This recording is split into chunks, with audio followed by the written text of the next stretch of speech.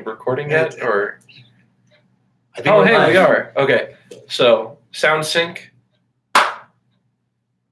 Good. Okay. We're live? Yes, we are. We're live. Hi, you two. Hey, everybody. What's going on? Welcome. This is our first Triple Threat live stream. Woohoo!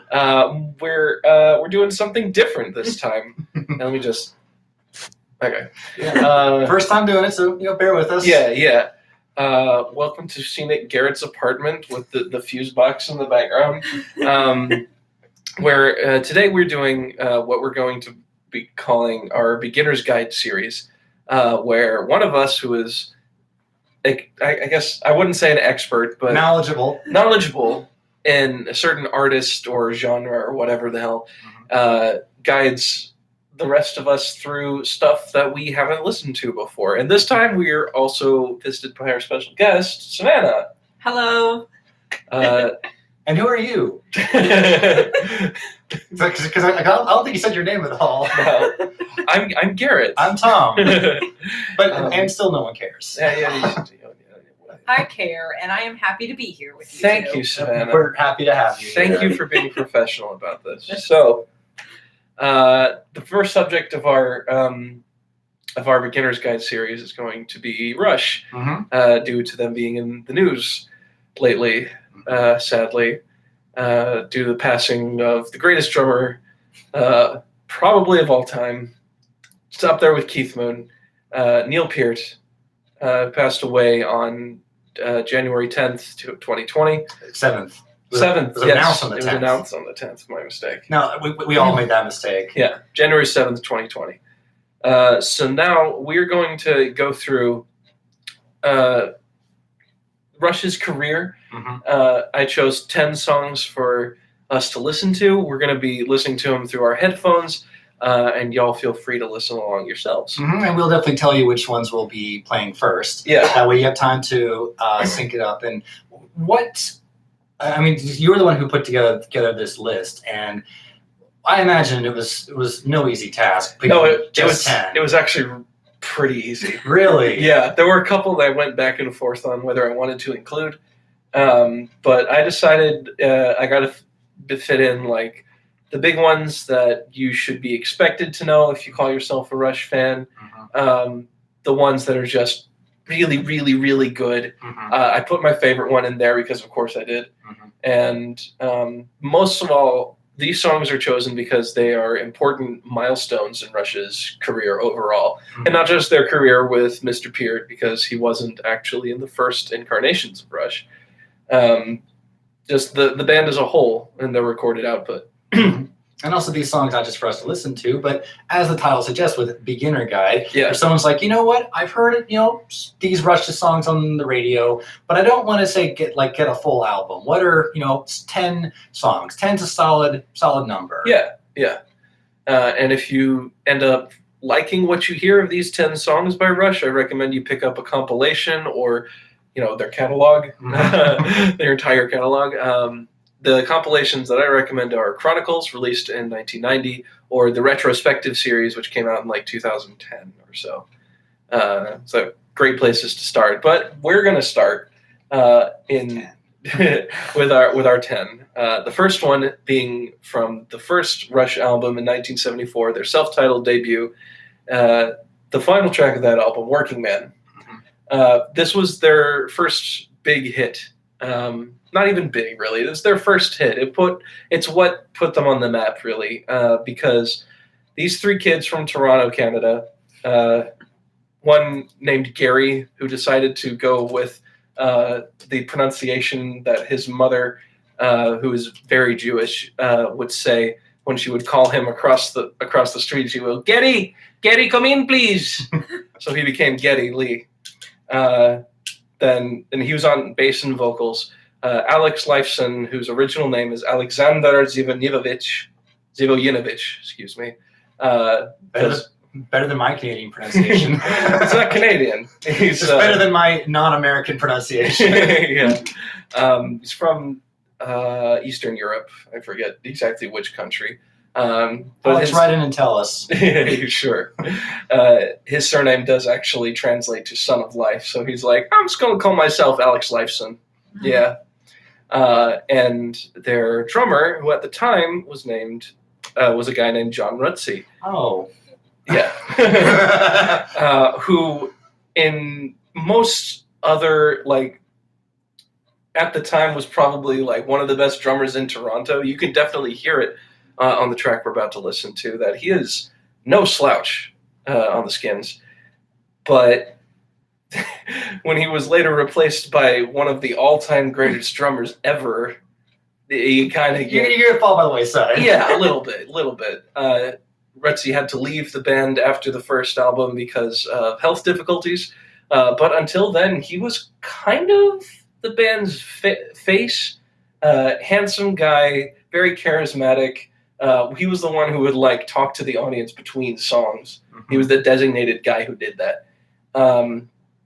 It was that Rush have said, Geddy and Alex have said that the closest they ever came to breaking up was after John left in that early stage. So let's go ahead and listen to Working Man, their first big hit in Cleveland, and that's what put them on the musical charts. So everybody get it out. We're going to start listening in 3, 2, 1, go. Play.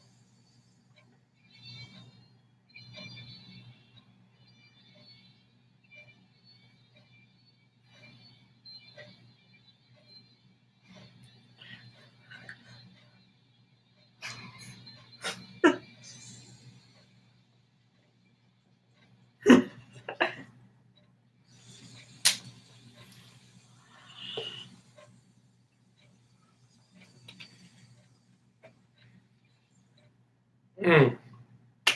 Ow! Yeah. Mm. Oh my god, I love that song.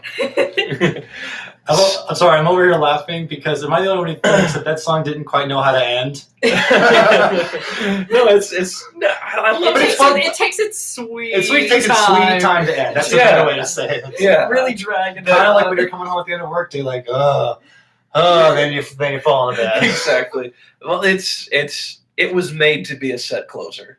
You know, like this is the one they closed the album with it. They closed like all their concerts with it. Like through the years, it's been one of the last ones they played. Fun fact: I think Geddy Lee said it's his favorite song to play. Is it really? Or at least one of them. I mean, in the middle, you can tell why. There's a whole minute jam section. There's a whole bass break. There's a whole bass break. You can definitely tell why. And it's definitely like the most. I mean, of the 10 we picked, I think this is the longest song, so we already got that out of the way. Right. Is it okay? Yeah, because it clocks in about 7.5 minutes. Oh, wow. It's 7 minutes. Yeah. And it's a really cool song, and it makes you think, like, especially if you know the rest of their catalog and what a great lyricist Neil Peart is, which we'll talk about because he's about to join the band. You go back and think, wow, this is not a bad song, but the lyrics are They're simple. They're simple and straight to the Yeah. point.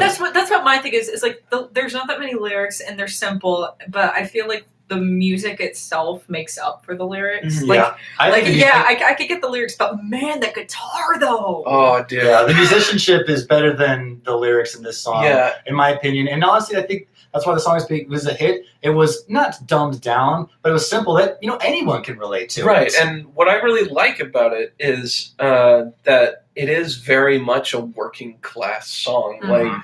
Like it talks about all I do is go to work, come home, and sleep, and a lot of guys I feel can relate to that. I certainly have in multiple jobs in my life when I would just get in my car, beat down, tired after a long day, and just put this on the speaker and just blast it going down the road. It's freaking cool. What year was this album released? 1974. I gotta look something up at the same.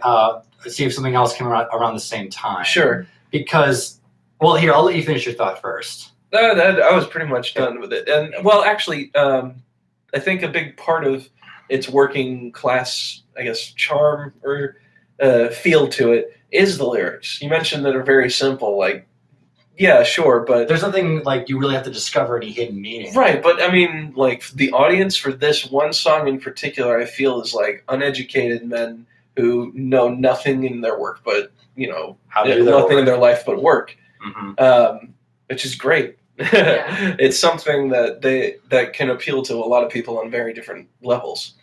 And yeah, you're right. Alex is already showing that he is virtuoso on the guitar. Yeah. It's very muscular sound, especially in the beginning riff. Like, it catches you and is like, oh, jeez. Oh, man. What if Godzilla was a guitar? Basically. Wow. Yeah, pretty much. And then you can already tell that Geddy Lee knows his way around a bass. And at this time, these guys are like 20, each of them. They are ungodly talented. And no offense, their voices kind of sound high. Like for a second, I thought they sounded like women, but I was like, oh no, this is the band. Yeah, well, that's Geddy Lee. That's Geddy Lee. That is Geddy Lee as a vocalist. He is no stranger to people critiquing his voice or saying he doesn't have the best voice. He's very aware, and this is just the voice I have. Yeah, and he's also. I think he's got a great sense of humor about it too, because in this is a little off topic, but whatever. In the Rush documentary Beyond the Lighted Stage, which came out in like 2010, really recommend it. You got to watch it. Oh, I saw it. It's pretty good. Yeah, they have a whole segment dedicated to people describing Geddy Lee's voice, mostly quoting critic reviews of albums that came out. I think my favorite is that his voice sounds like someone is lynching a hamster. Something along those lines. I know. I love it. He was the one who put that one out there, I think. But you can definitely tell through this first album, and especially on this track, that at this time in their career, Rush was little more than Canadian Led Zeppelin, really. Wouldn't you say? Expand on that. That it's just mostly like hard blues rock with kind of screechy vocals. Which is Led Zeppelin in a nutshell. Yeah. Yeah. I thought you were saying they were beyond Canadian Led Zeppelin. So they were a little more than. A little more than. Yeah. Okay, so that label as Canadian Led Zeppelin, totally see where it gets from. When you say a little bit more than, I will agree with you because John Paul Jones, bassist Led Zeppelin, really good bass player, but from what I know in my list of Led Zeppelin, he never really has like a highlight or anything. Sure. He's their bass player. He's very good, but when you get Jimmy Page in the same band, one's going to be a little more famous than the other. Yeah. And honestly, between Alex and Geddy, one is not more famous than the other. No. What's nice about Rush is they've always been a contained unit. Yeah. You don't say like, oh, that's Geddy's band or that's Neil's band or Alex's band. You say, no, it's Geddy, Neil, and Alex. Yeah. They're like a triangle. Yeah. And at this point, they had John in there too, and he was definitely a big part of the equation. There's no denying that Rush was great, even when they had not the greatest drummer in the world in their lineup. But like I said, this guy could be the best drummer in any city that he's in, right? Really good. He's a pretty good drummer on this one. Yeah. So moving on then. I just had one final thought. All right. When I asked what year it came out, I had to look this up. Yes. The idea of like rock bands singing about, the working life is by no means new, and I see why this was a hit for Rush. Right. I compared this to two other songs that came out later. You have Styx, who did Blue Collar Man in 78. In 77, it was a country hit, Take This Job and Shove It. And like the idea is all three of those songs, in one way or another, were hits because it's the everyman. Yeah. Might as well call this song Everyman. Or you got something like much earlier, 16 Tons. That a lot of songs that are about working men that just immediately resonate and speak to a lot of guys and I guess women on multiple levels. And fun fact about this track for anyone who's played Rock Band. Yes. This track is included in two versions. One, there's the standard sound alike because they couldn't get the actual recording. And then two, there is a Rush recording, but with an alternate guitar solo. Yeah. And Rush were kind enough to release it. You can find it on iTunes. It's called the Vault Edition. So if anyone heard Working Man and liked it, well, guess what? You got another version just waiting to be discovered. I prefer the solo from the Vault Edition. Ooh. It's because Alex has a whammy pedal. What was it? Wah-wah pedal on that solo, and it's really cool. Well, there you go. There's our first track, and already there are two versions of it. So, like I said, this was the first song that made people take notice of Rush. Before then, they were kind of just one of the bands tooling around Toronto and trying to make it big. They recorded an album. They had a good single off it that got a lot of good airplay in Cleveland. Specifically, I think because Cleveland has a lot of sheet metal factories and everything that just really, the guys from that really latched on to working men's in particular. So between Rush, the first album, and Fly By Night, the second, we do have the major personnel change of replacing John Rutsey on drums with Neil Peart. We're not worthy! We are not. We truly are not. We were not worthy to have Neil Peart exist in the same timeline as we do. Not only did he come in and just wreck every drummer around him, he also started writing Rush's lyrics, and he became the band's main lyricist. There are several albums in Rush's catalog that have nothing but Peart lyrics.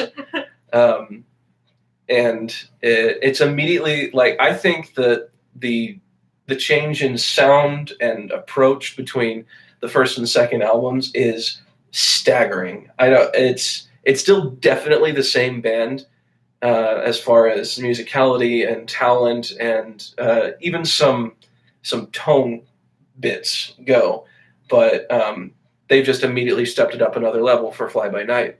And that's apparent in the first track you hear, which is our next highlight, Anthem. So So we're going from the last song of the first album to the first song on the second album. Yeah, if you were listening to the album sequentially, this would be the next one you hear. Right. And really quickly, if anyone's wondering why I was doing it on my phone, I was simply just sharing this online because we, come listen with us. Yeah. We're on our second track already, so you're not far behind if you're just now joining us. Yeah. All right. Beginning anthem in 3, 2, 1, Play.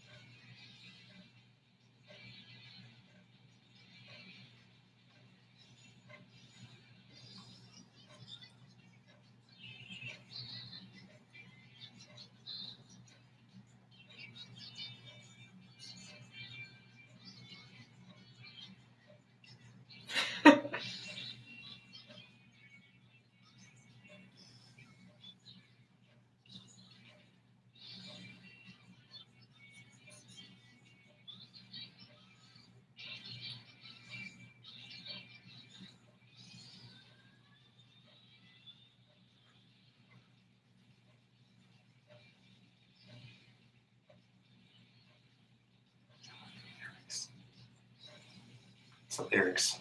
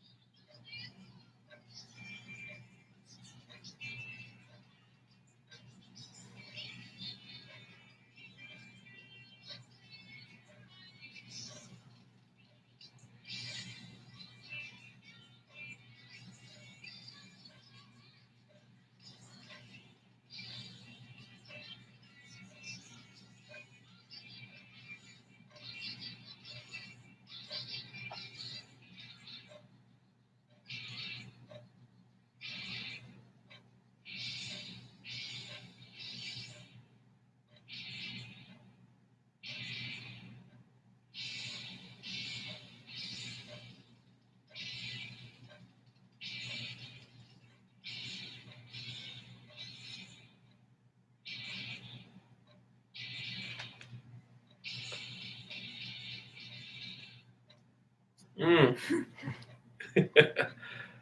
How about that? How about that, indeed? Was I right or was I right? That's like it's immediately a step up. It's incredible the difference in sound they managed to pull off. Yeah.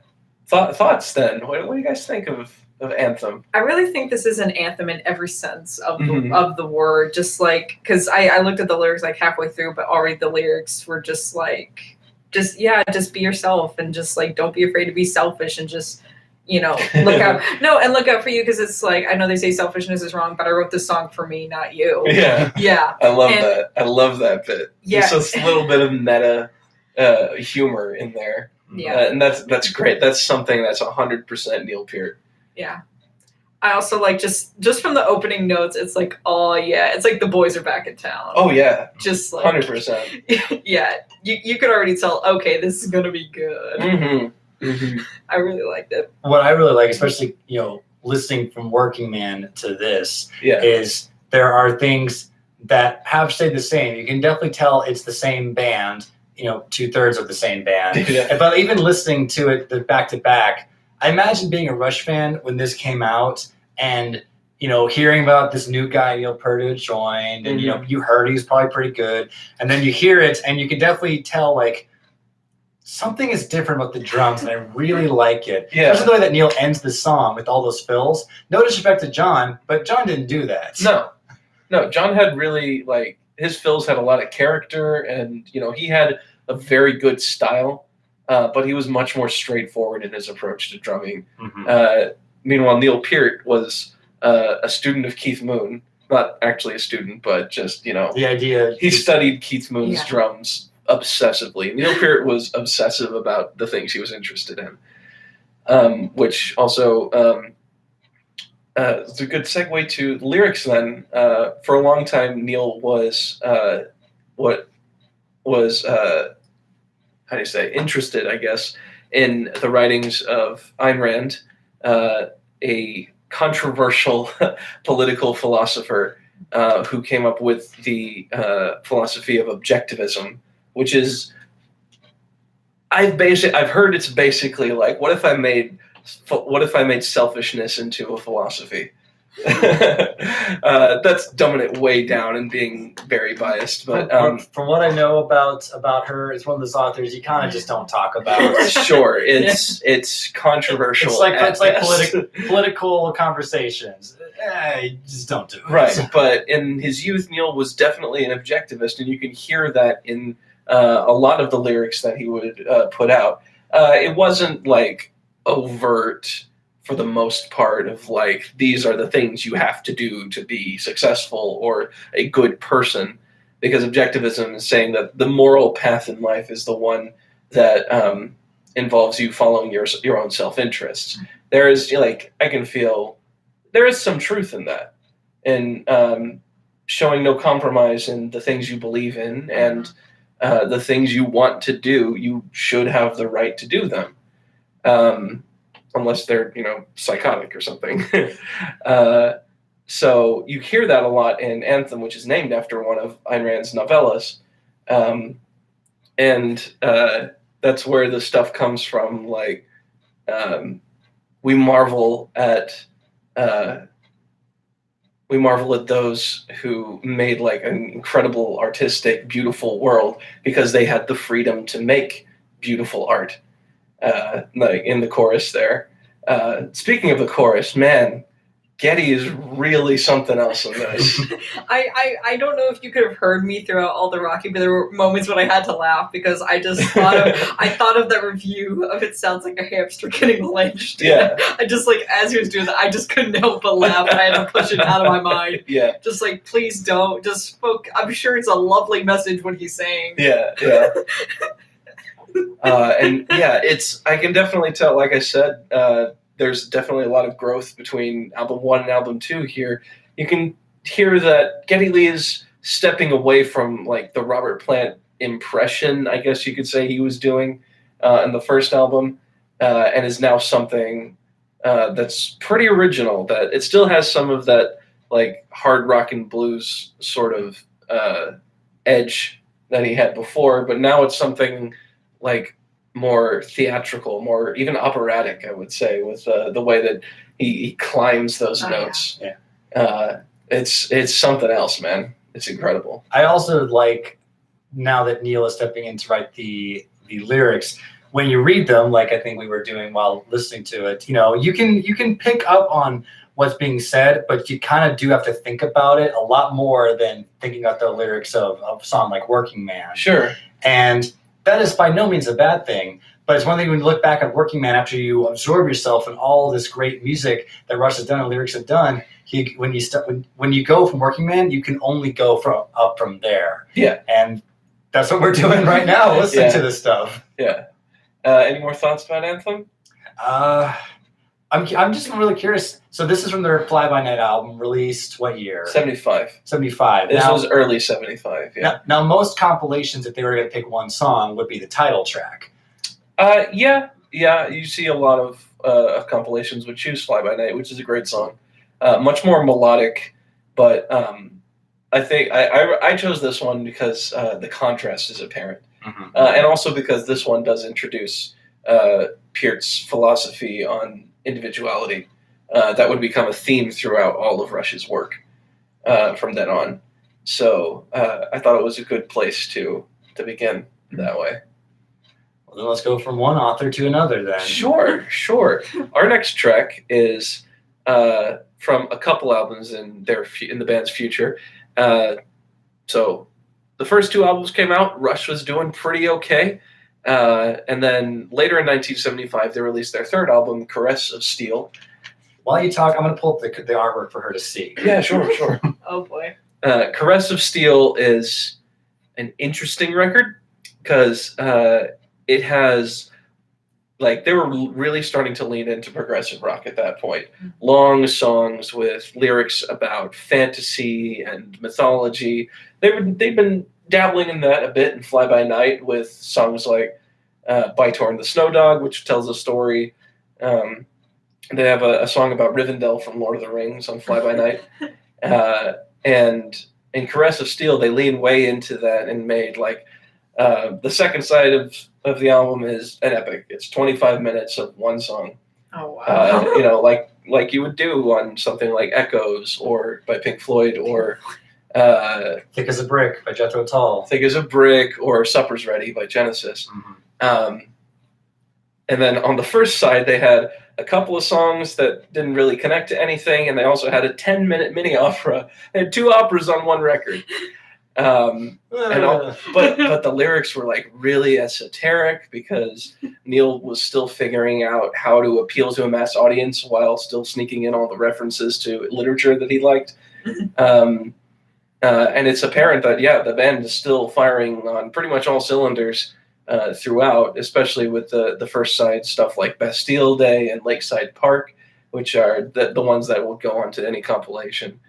But Caress of Steel didn't sell nearly as well. And in fact, on the tour to promote it, they kept seeing their returns diminishing on the album, and they dubbed that tour the Down the Tubes tour. They're like, well, we're going out. So so then the record company, after that tour, presented them with an ultimatum that said, all right, look, you're not doing so well. This next album is entirely possible could be your last. So we think, as the record company, that your best bet is to make a radio-friendly commercial, just an album to sell. Something like your first one. Which, after these two albums of experimentation and broadening their horizons would have seemed like a step backward. The other alternative is we're going to give you money and you do whatever you want. Before we move on, I just need to say the thing that needs to be said about Caress of Steel. Yeah. I mean, my joke is one of the reasons why I didn't sell is look at that awful album artwork. Yeah. It looks like brown poop on green poop. Yeah. No, Yeah. It was a misprint. It was meant to be different colors. It came out bronze when it was supposed to be silver. And it looks very it looks like barf. It does look gross. I'm just focusing on the picture. That looks like something from the ancient. Sorry, Greek I can't show it. It's really bright. Sure. That looks like something from the ancient Greek times, or just something you would find in a literature book or something. Yeah, but I mean, again, it kind of speaks to that album is so strange and just kind of lackluster. A lot of people, especially Rush fans, would probably look at this and on sight alone, they'll just turn away from it. It's definitely a pretty skippable album, with the exception of those couple of tracks I mentioned. So anyway, back to Rush's predicament. The record company wants them to make their very commercial, radio-friendly album. So they said, yeah, how about no? You know what? We're gonna work on what we did before of having a sidelong concept, and we're gonna really make sure that we get it right this time. And then for the other side, okay, we won't put in a mini opera. That may have been a little much. So we're gonna just focus in on making a couple of just a good handful of individual songs that can stand on their own and be just really good. So they came out in 1976 with the album that changed their careers forever, 2112. And dude, this album is such a banger. I love it. It is probably my favorite Rush album, I want to say. It's always up there in the top 3. It's always just fun to have people forget that 2112 is, a full album with multiple songs. Yeah.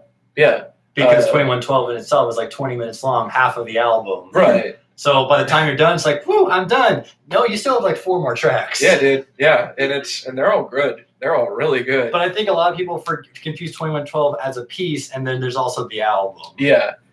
I think a number of people look at the album and be like, "Oh, this is a whole concept album." No, it's half a concept album. Chill out. We're gonna get to the full concept album later. So I have decided for this next listen, we're going to be listening to the first 2 movements of the 2112 suite, the Overture and the Temples of Syrinx, which are usually the ones that they would be playing live or would be pulled for compilations. So let's go ahead, pull it up, and start in 3, 2, 1, play.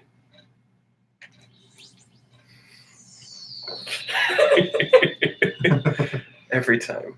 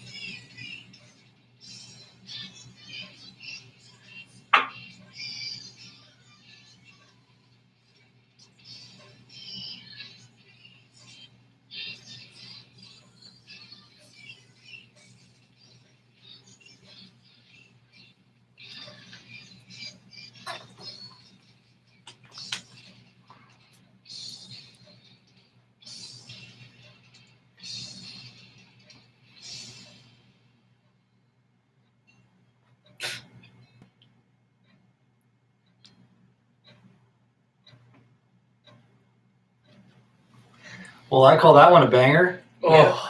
Because literally all of us were banging our heads. Yeah, Oh, really. man. Don't think I didn't see. I had my eyes Yeah, closed no. the whole time, but Yeah. you know, I can only imagine how this looks on the camera. Yeah, Wow, right? yeah. Oh, I love Not a this. bad way to. I assume this is the first track of the album. So Yeah. Not a bad way to open it. Jeez, Yeah. no. It grabs you like from the first notes and then just takes you on a Not even wild the Yeah. first ride. notes with the swirling synthesizer Yeah. at the beginning. When did Frank Zappa join Rush? Right.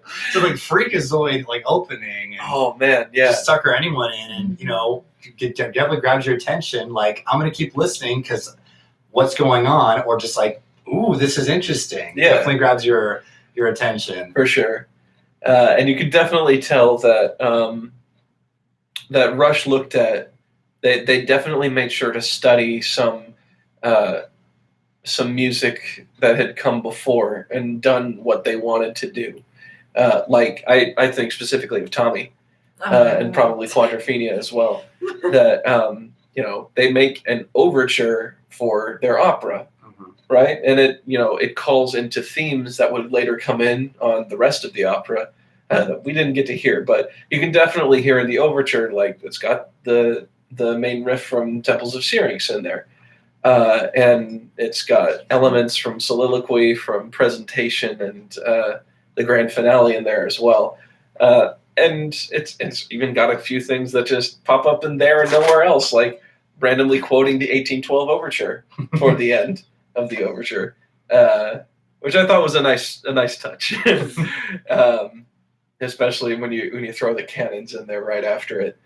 That's where that comes from. Yeah, I always wonder where I heard. Yeah, Tchaikovsky's 1812 overture, the song that they played with cannons in live concert halls. It's amazing.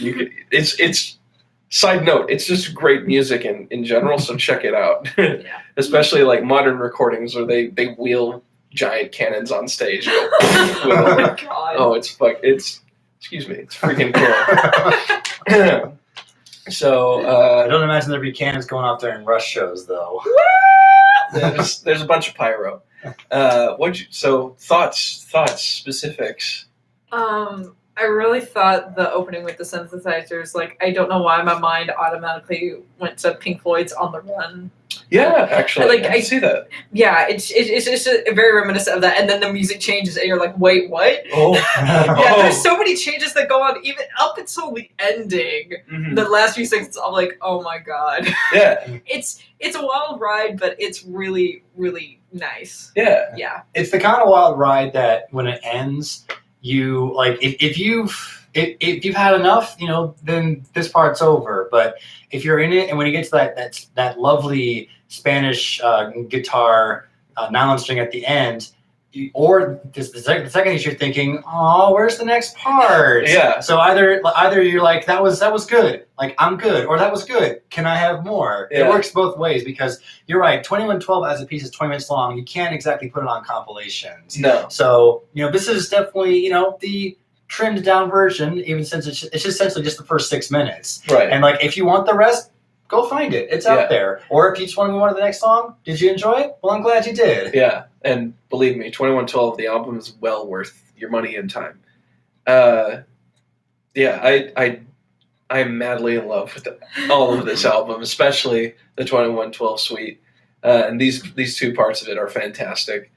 But it does bring up something that I've been wondering pretty much since I got into this band is Rush metal? I have a thought, but I'll save it. Okay, for a future song? For a few future songs. Okay. Plural. That's fair. All right. Because I heard I was watching some video somewhere where there were there were characters, but basically saying like, what are the common themes in heavy metal music, and does Rush fall into these? And they and their list of themes in metal is hard rockin', Check. That's it. That's all you need. That's it. Does it rock hard? Yeah. Okay. Rush is metal. And I was like, I don't know. I mean, I can think of a few characteristics. I think I'm safe to say that none of us listen to metal really. I do some. We have dabbled. Yeah. That's a good way. Collectively. And something that I really gathered from metal is, not just hard rock, but often the vocalist won't necessarily scream, but they'll sing at the top of their range. Now, who do we know also does that in a hard rocking band? And also on a metal, they'll slap the drum kit. Who do we know who also does that? Slap it. Slap it. Slap it, smack it. Destroy it. Hit it hard. Destroy it, yes. Yeah.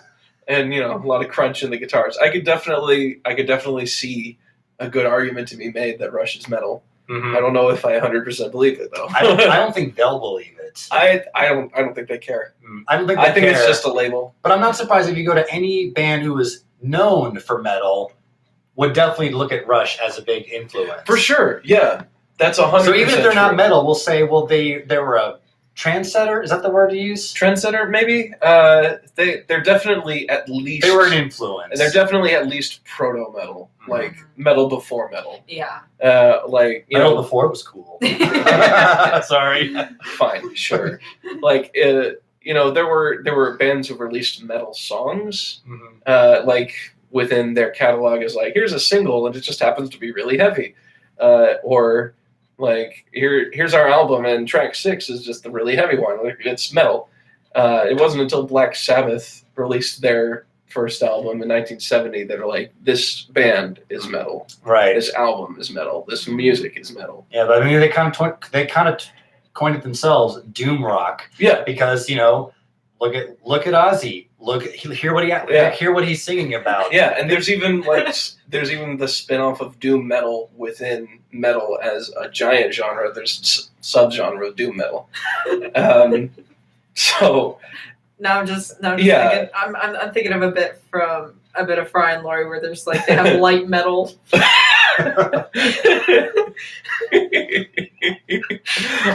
How does that work? I forget. It's been a while since I've seen that series, but I've seen it. I'm going to have to check that out. Yeah. I've been meaning to check out a bit of Fry and Laurie. Yeah. Anyway, regardless of where you want to draw the line of metal or not, this song slaps. Oh, yeah. And definitely. The whole album does, so check it out. So the next selection I have for us is from their following album, A Farewell to Kings. This is probably in this chapter of Rush's career, their most pop-oriented song. The one you selected. Yes. Which is called? It's Closer to the Heart. I almost gave it away, but I wanted to let you do it. Yes, it's, again, kind of an obvious choice. This is one of the ones that, what's the term for it? It's one where if the singer were holding a microphone, he would hold it out to the audience to sing. Because the lyrics are great, the melody is fantastic.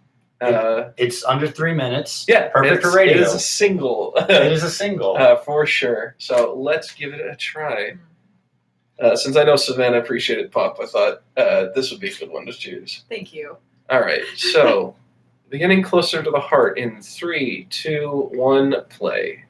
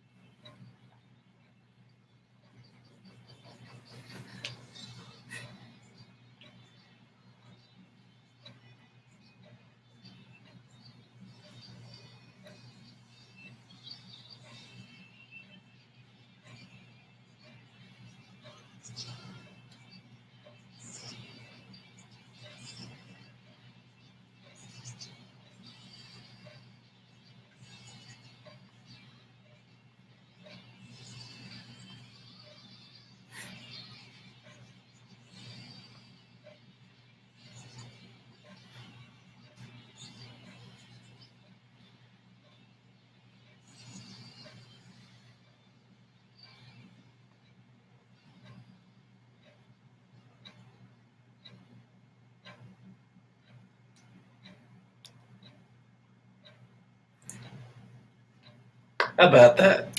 What's the title again? It's closer to something, but I can't quite put my finger on it. Closer to the. Excuse me. Something. I don't know. Something. Dumb joke is dumb. Heart, got it. Heart. Yeah, that's the one. That's it. Okay. The joke is that's the last whole minute of the song. Just the Right. title. Right. Yeah. Thoughts about Closer to the Heart. What do y'all think? Don't say it. Don't say it. I won't. I kind of liked it. What I kind of appreciate about it is that it is kind of more pop, but it still maintains some of Rush. You know what I mean? It's kind of weird. It's not something they would usually do, but there's still kind of hints that oh yeah, it's Rush. It's still there's hints of their style still being in there, but kind of for sure toned down a bit more. It's like if Rush almost maybe if Rush did a pop song. Yeah. Simple like that. Yeah. Pretty much. It's it's under 3 minutes. It's a sing along, and I think the lyrics here are not as esoteric because to me when I read them, it very much hits on the idea of individualism. Yeah. Everyone is essentially free to do what their own thing. You're the captain. I'm the guy who makes the chart. Let's not do each other's job. Yeah. Let's do the thing that you love. You love being the captain. I love being the one who draws up the maps. Men who hold high places, they know where they started. Yeah. Because they got to the high places doing what they love. They do the things that were close to their hearts. Right. Blacksmith and the arts reflect it in their art. People say artists make things that reflect themselves. I mean, I know I'm kind of quoting the song, and to be fair, the song lyrics are straightforward, but not so simple that you're like, yeah, duh. Yeah. I can only imagine though what they would have the audience sing when they held out the microphone. It's one of those ones you hear the beginning of it and just you memorize it immediately just so you can sing along. I also had a thought with this song. So every guitar player, just by themselves, who may love prog rock, they can't play everything. Sure. So if you go to any acoustic guitar player and hey, do you like prog rock? What can you play me by Jethro Tull? They might play the opening of Thick as a Brick because it's very simple to play. Well, it's not simple, but you can do it just by yourself. Yeah. What do you know about Pink Floyd? They might do Comfortably Numb or Hey You. Mm-hmm. What can you do by Led Zeppelin? Stairway to Heaven. What can you do by Rush? This song. Yeah. It's very much you could do this song on just one instrument. Yeah. This is definitely if people didn't always go immediately to Stairway to Heaven in a guitar store, if there's a sign in there that says no stairway, then then Closer to the Heart is definitely a good pick. And what's great about it, from in my experience, it's actually grown on me a lot recently because I watched the magnificent Rick Beato on YouTube. Did a spotlight on this song and his Why This Song Is Great series, which I definitely highly recommend. It talks about... He's a cool guy. Yeah. It talks about the chord choices that Alex has made. It talks about there's a lot of different time signatures in this song, which... You wouldn't notice. Right.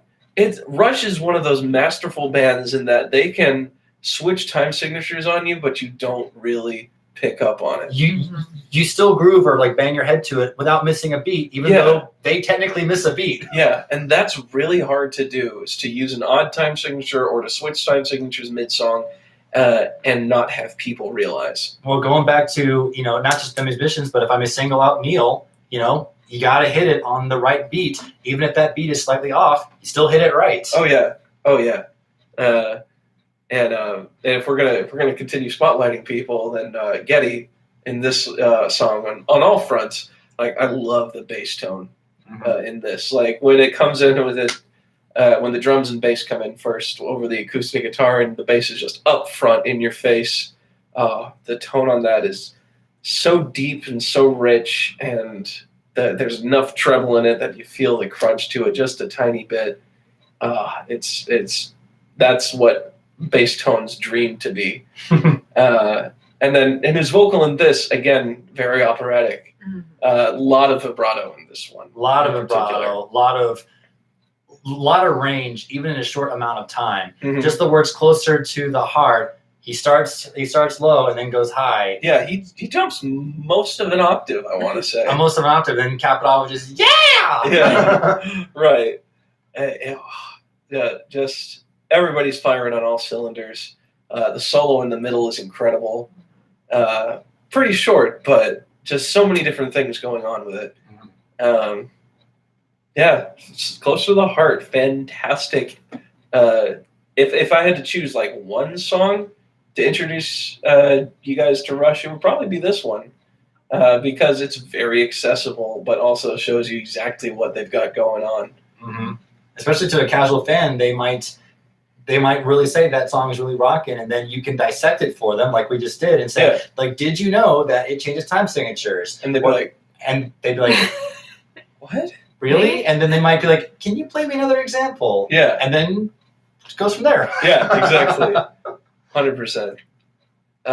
So then that was on Farewell to Kings, 1977.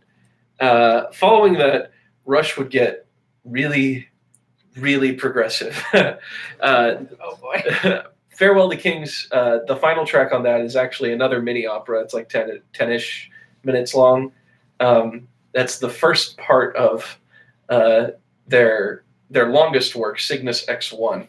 Oh, I know where you're going with this. Yeah, which tells the story of an astronaut who flies his ship into a black hole and becomes a god, basically.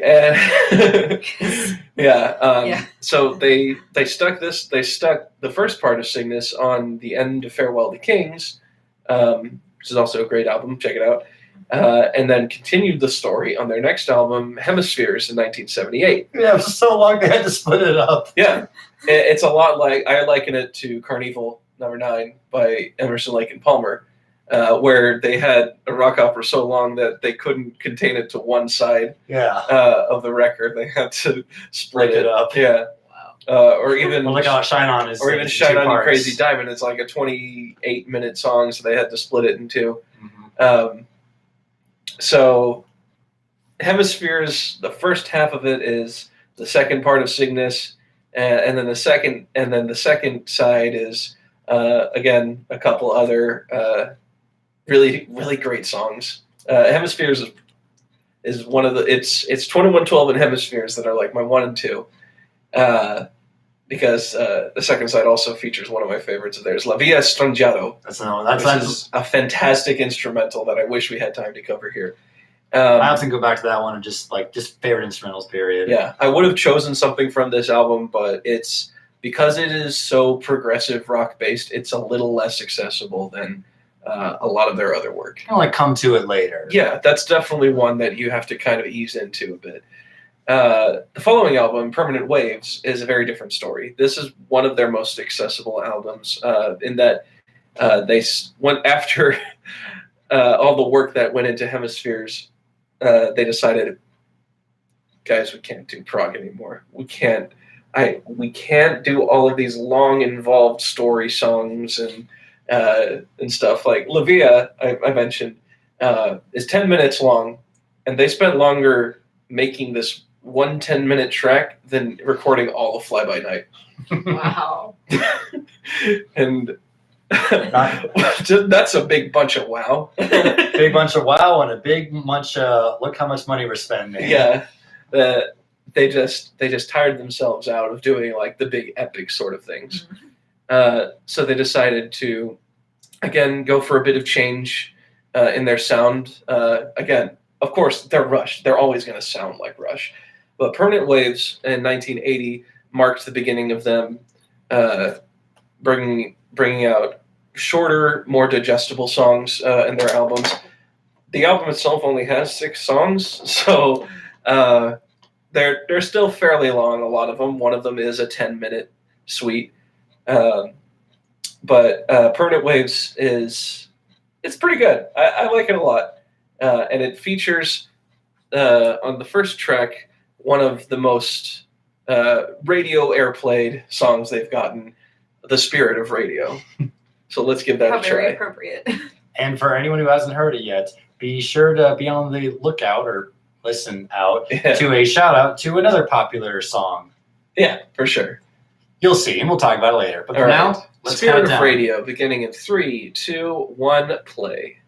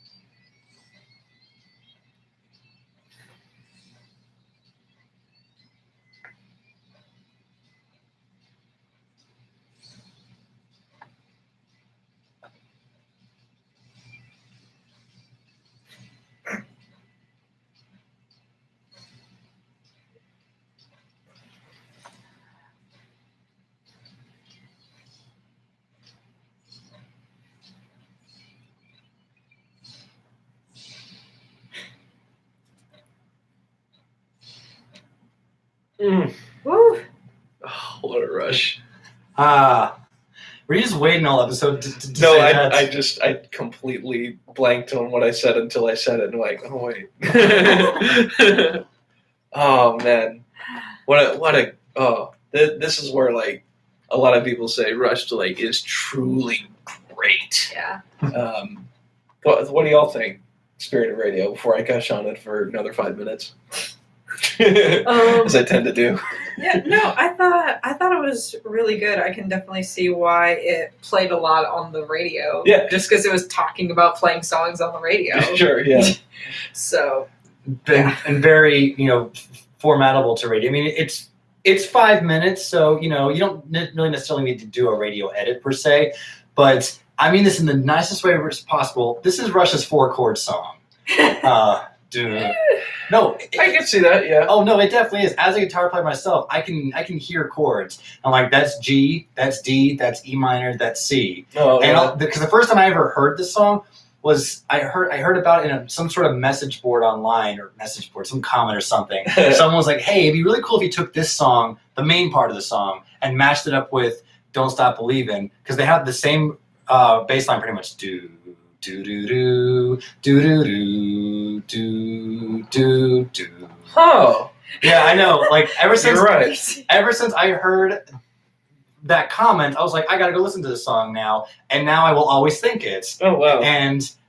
And what I was mentioning earlier was like shout out to a certain song. It wasn't that one because you might only look for that if you're looking for it. I mean, you didn't know about it until I just said it just now. Sure. But the last couple lines of the song, the echo and the words of the prophets are written on the studio walls and concert halls, echoed with the sounds of salesmen. Are you just now figuring this out? I think I may be. This is sounds of silence, man. Oh. And the words of a prophet are written on the subway walls, battalion halls, and echoed in the sound of silence. I need a minute. Let's give him some silence. Wow! How did you never put that together? Because they're not the same lyrics. No, they're not. I know. They are 90% the It's same. so like close, though. You're right. Asterisk, loosely based on Sound of Silence. Loosely based on Sound of Silence. Yeah. The song is so freaking cool, you guys. Yeah. Like another reason why this song is awesome. I loved this song even before I knew that, and it just gave me a whole new appreciation. There you go. So you got the Spirit of Radio, Sound of Silence, and Don't Stop Believin' all mixed in one. Yeah. Jeez. Don't stop the silence of radio. Sure. Yeah. Don't make that mashup, please. Don't quit your day job either. Yeah. No. Yeah, but like you know that this song is gonna be a ride. Like as soon as the guitar part comes in the beginning. I remember the first time I ever heard that. It was one of those things. I was like, how do they? I didn't know anything about music. So I was like, how do they do that? Yeah. And then you see I was playing it. It's just no biggie. It's just I just do this. Yeah. Down. That's your hook right there. Just like down. It's like, oh yeah, sure. It's like, Alex. y'all ready to go? Yeah. Sure, Alex. You just do that. Yeah. Like it's one of those things. Like I said, Working Man was made to be a set closer. Spirit of Radio is the ultimate set opener for Rush, right? Oh man. Yeah, I mean, I can see that. I can totally see that, and especially you get the crowd cheering when he even reaches the word concert halls. I believe that is a Rush tradition. If you see them, you have to scream and yell. Yeah. Or in concert hall. Yeah. Yeah. Exactly. And even then, this is definitely a pretty pop oriented song, but it's also got weird chords and some. I think it has time changes. I wouldn't say time changes, but like the song, the way it starts and it ends is like the sandwich. The part in the middle just sounds nothing like the beginning. Yeah, and the it's not time changes as much as a very odd structure. Yeah, the song has sections to it, and it's a sandwich. including surprisingly a reggae section. Yes. No, that's what I was thinking. It's like, are they incorporating Bob Marley or something? I mean, I think in this song they're paying tribute to just about anything that they've loved. We all love 4-chord songs, whether they did this intentional or not. They love Simon and Garfunkel, and they love reggae. Just throw in a bunch of Spirit of Music songs. Yeah. Yeah, And a and song called Spirit of Radio. Yeah, and you've got like a lot of influence from like older rock and roll sort of stuff too. Oh, yeah. With I think specifically of the riff that goes boom dun da da da dum dun da da da. Yeah, and how you have the piano at the end that plays over that. It's very Long Live Rock by The Who, that sort of thing. So it's got a lot of different elements coming together in that. Fascinating lyrics too. Talking about integrity in making music. Like, who does that? Rush does that. Talking about how it's just really cool to listen to music and let it take you places and let other people impact your lives through their music, that sort of thing. Again, a lot of individuality from Neil Peart's objectivism. Just amazing. This song is amazing, you guys. Yeah, this is definitely a song that you can definitely appreciate on its surface, and then the more you look into it, whether it be something musical or a callback to other songs that we mentioned, the more you find about it, the more you're just discovering things to really just like it more, like you literally did just now. Right. And Rush is one of the great bands for doing that, of noticing things you never saw before, coming back and appreciating stuff that you previously didn't think too much about. So now, after Permanent Waves sells really well, Rush is really picking up steam, and they release what is often regarded as their masterpiece, Moving Pictures, in 1981. This album is stuffed with hits, and there's only like 7 or 8 songs on it. Side 1 in particular, I believe every single song on side 1 has been played on radio, and not just like at the time, like recently, because they're all, again, on the shorter side, so radio could feel comfortable playing it and not shortchanging anyone for time, but also just the quality is through the roof. So we're going to be listening to what is often regarded as the quintessential Rush song, often said the best song in the best album, Tom Sawyer. So, headphones in. Begin Tom Sawyer in 3, 2, 1, play.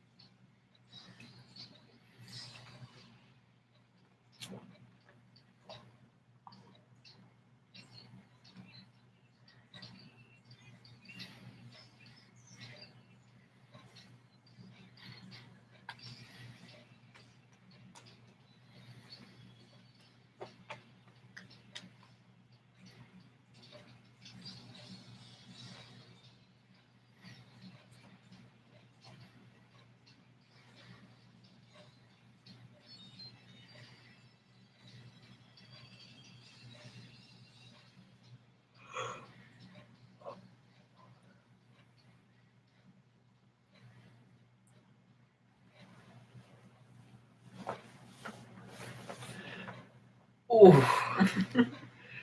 You're telling me. Ooh. Now, everyone listening, don't turn off yet. I know that's the song that everyone came here to listen to. Oh man, no. But I can't talk, y'all. Yeah. How about it? Oh, this is definitely the one that, like, anyone who's never heard of Rush in name, you play this for them. They've heard it in some movie, some TV show. Off my head, I was like, some trailer. Yeah. Like, South Park did it. Futurama did it. Family Guy did it. Chuck did it. Like, everyone knows Tom Sawyer. And something struck me. Well, two things struck me listening to it. One, again, in typical Rush fashion, they changed time signatures and you don't even know it. The keyboard solo is entirely in 7/8. I counted on my fingers. And it's kind of crazy. I was just like, listening to, like, this is not 8/8 or 4/4. So it's 7/8. The second thing I thought, as much as I love this song and I've heard it for so many years, I'm going to be in the majority. I love this song. I don't know what it's about. Besides, that's fine. Mentioning Tom Sawyer by name. Yeah. Or just what Tom Sawyer represents. Right. Or just like various lines. You can take certain lines and be like, I like that line. We know changes aren't permanent, but change is. I'm like, I like that line. But as a whole, I'll admit, I don't really know what the song's about, and I don't think I care. Yeah.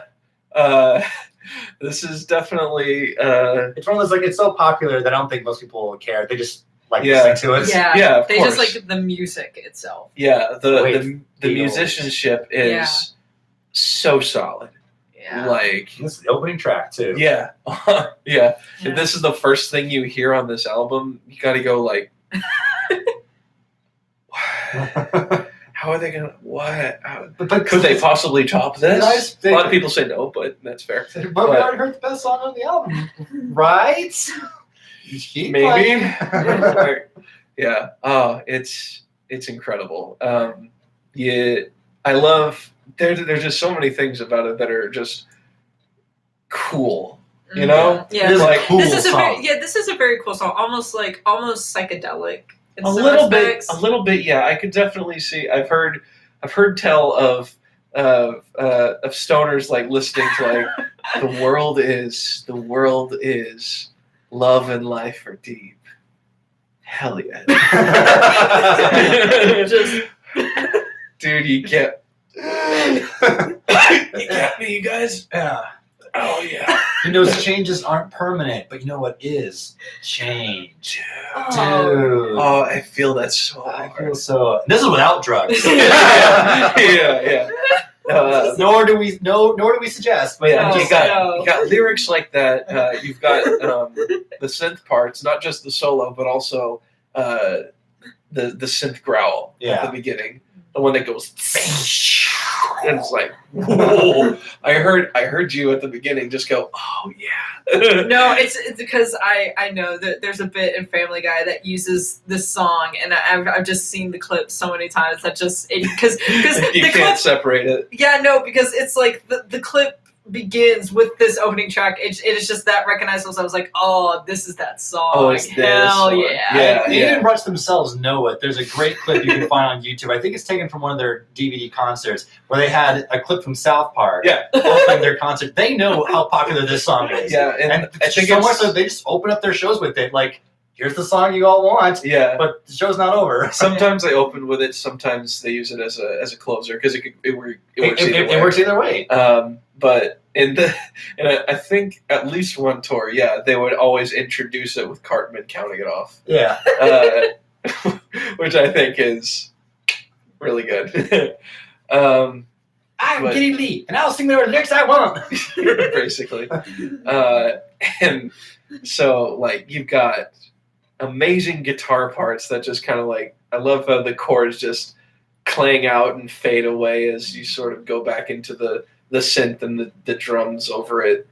The lyrics are kind of chanty in a way. Mm-hmm. They really fit the rhythm. Like you can nod your head to it, and just like go on. Dun, dun, dun, dun, dun, dun, dun. Yeah, and yet they cover like 2.5 octaves of range because Geddy Lee is inhuman. I think that this point, like between Permanent Waves and probably Subdivisions or something, is like if you could pick the best point of Geddy Lee's fantastic vocal history, it would be this like 2 to 3 years here.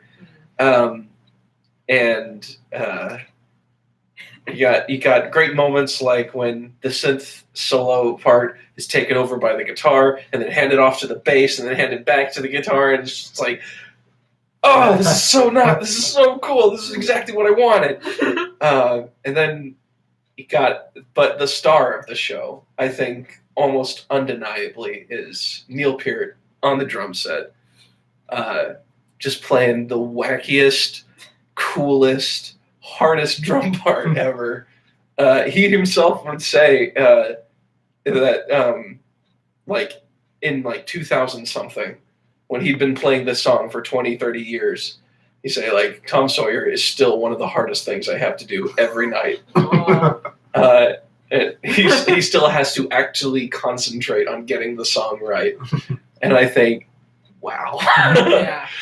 There are just so many moments like you could point to, like that fill is great and that part is awesome and I love the cymbals there, and just like, You know what? I really like the way that you put that. You can point to literally any part of this song, and it's cool.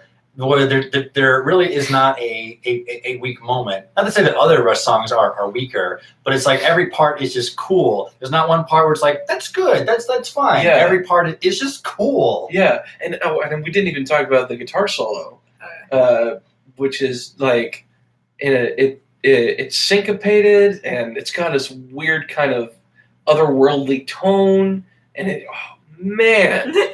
it just jumps up and down the neck, and it's just these guys are on another level. Yeah. Right? Like we are not worthy, as you said earlier. Mm-hmm. Every like artist, they have like one album that is definitely hailed as their masterpiece, and whenever you put on the first track of the masterpiece album, you kind of can't help but think, oh yeah, this is their masterpiece for a reason, or this is why everyone says it's their masterpiece. And this is just the first track alone. Oh yeah. So already you're saying, yep, this album's already a masterpiece, and we're only just one song in. Right. And this album has Red Barchetta and YYZ and Limelight and Vital Signs and Witch Hunt.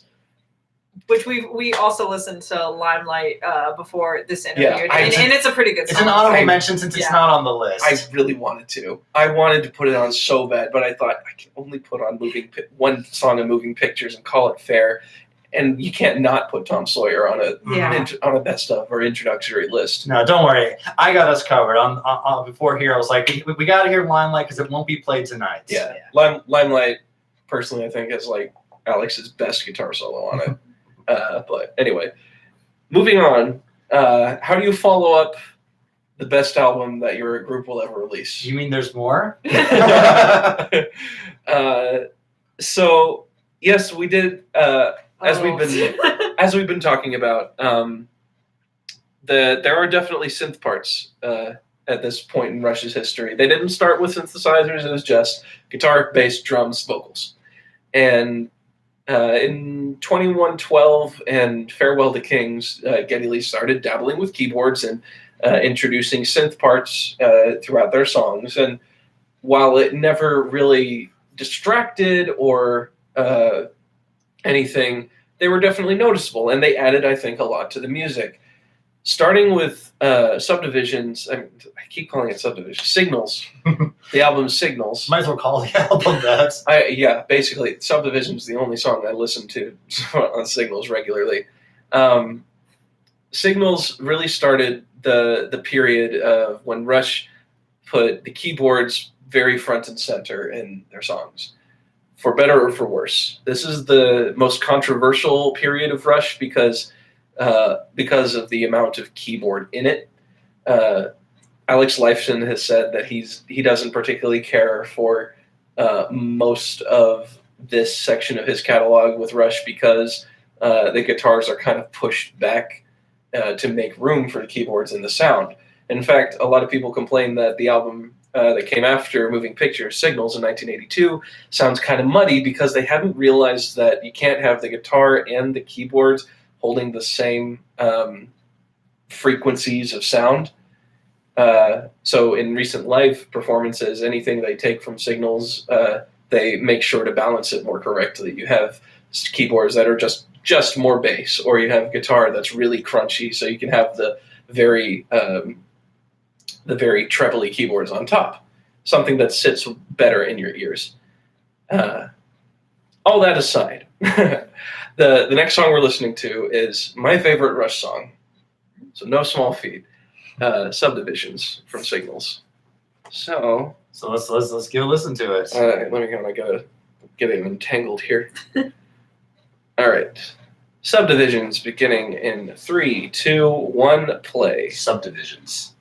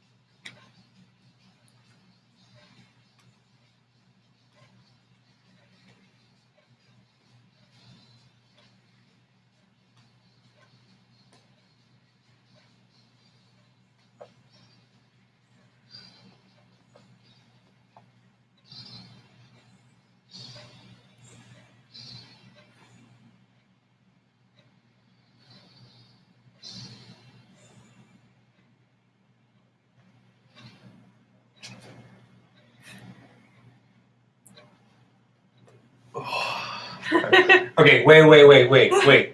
Yeah.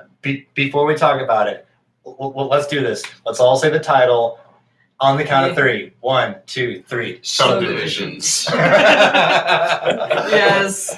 I've been wanting to make that joke whenever he said subdivisions. Don't you mean Subdivisions. Yeah. Hey, Neil. Yeah, that is Neil Peart's voice.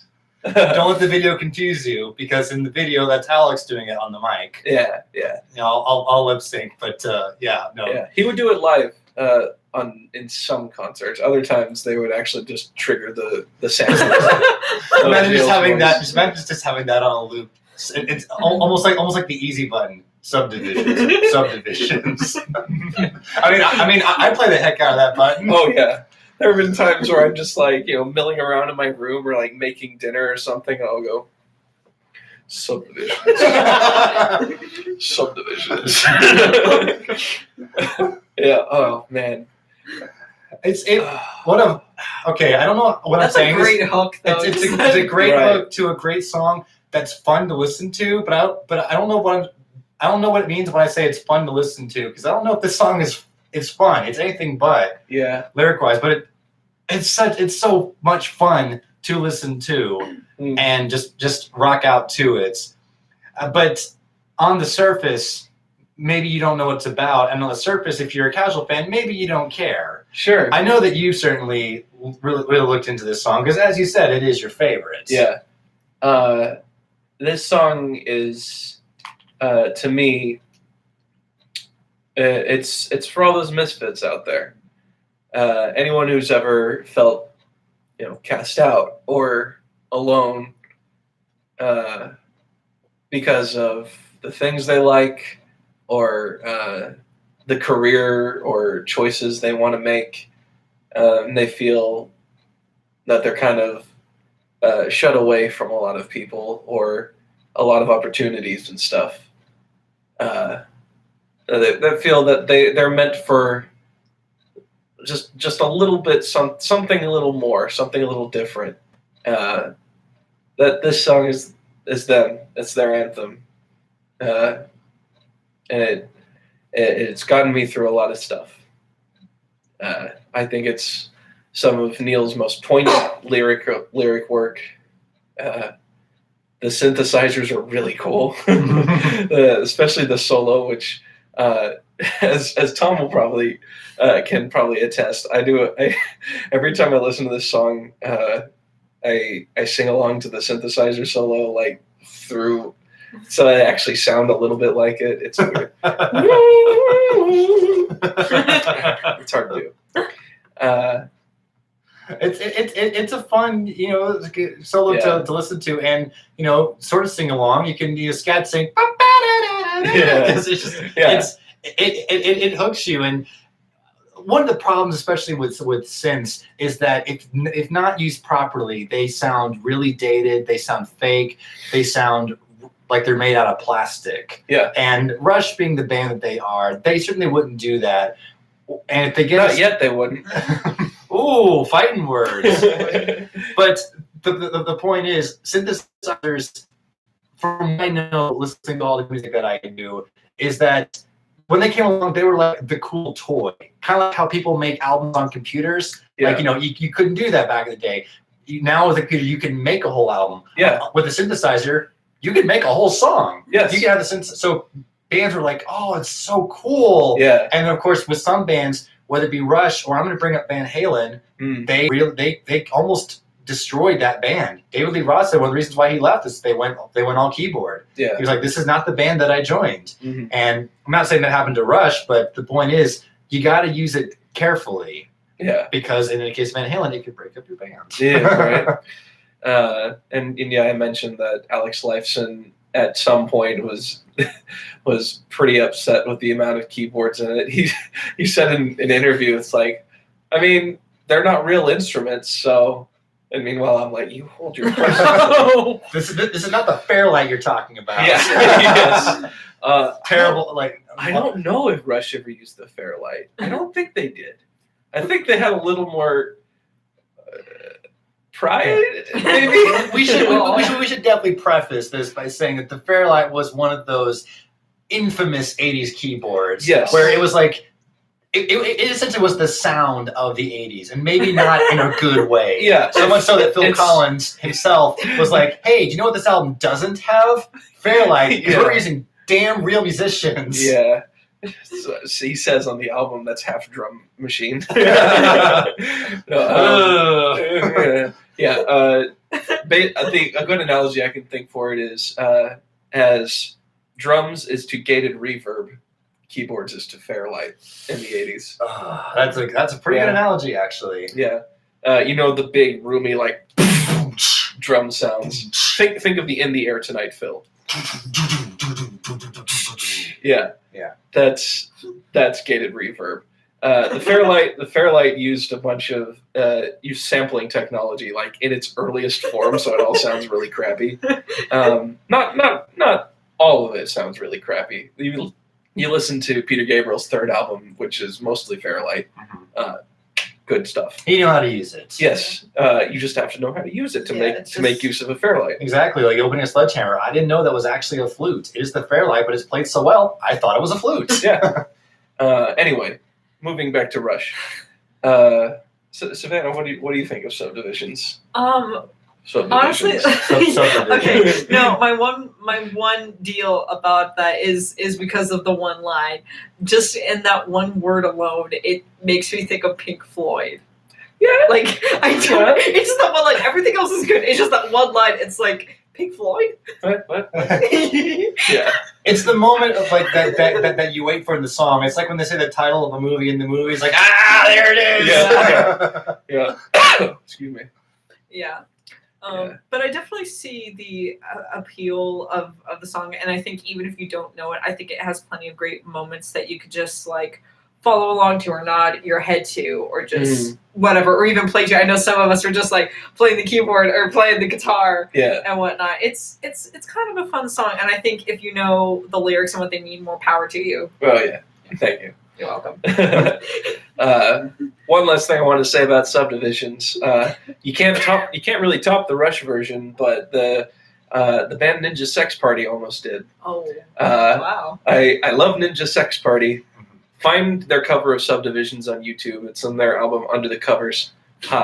And it's pretty much the same thing. They transpose it down, I think, half a step. But they also add harmonies through parts of it that slay me. And they're definitely a group, since they're primarily keyboard based. They know how to use a keyboard right. Yeah, they've done a number of Rush covers, all of them good.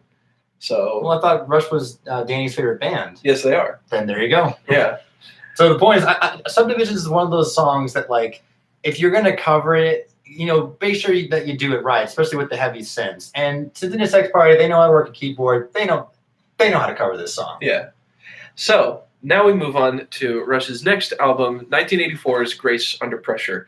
Again, we're smack in the middle of the synth period of Rush.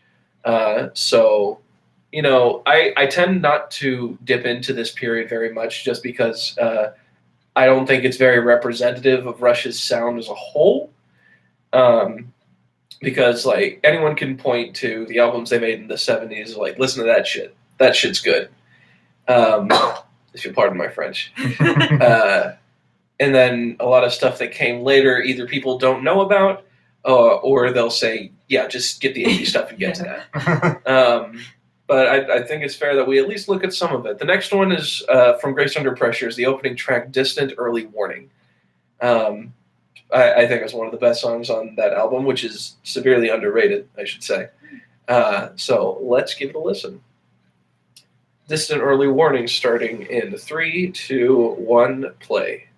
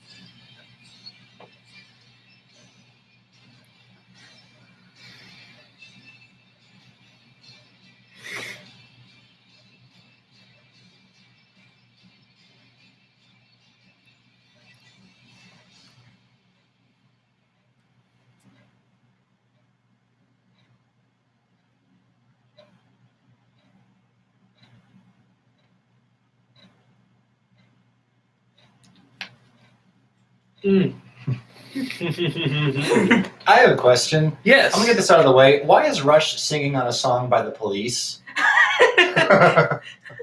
Well, you bring that up.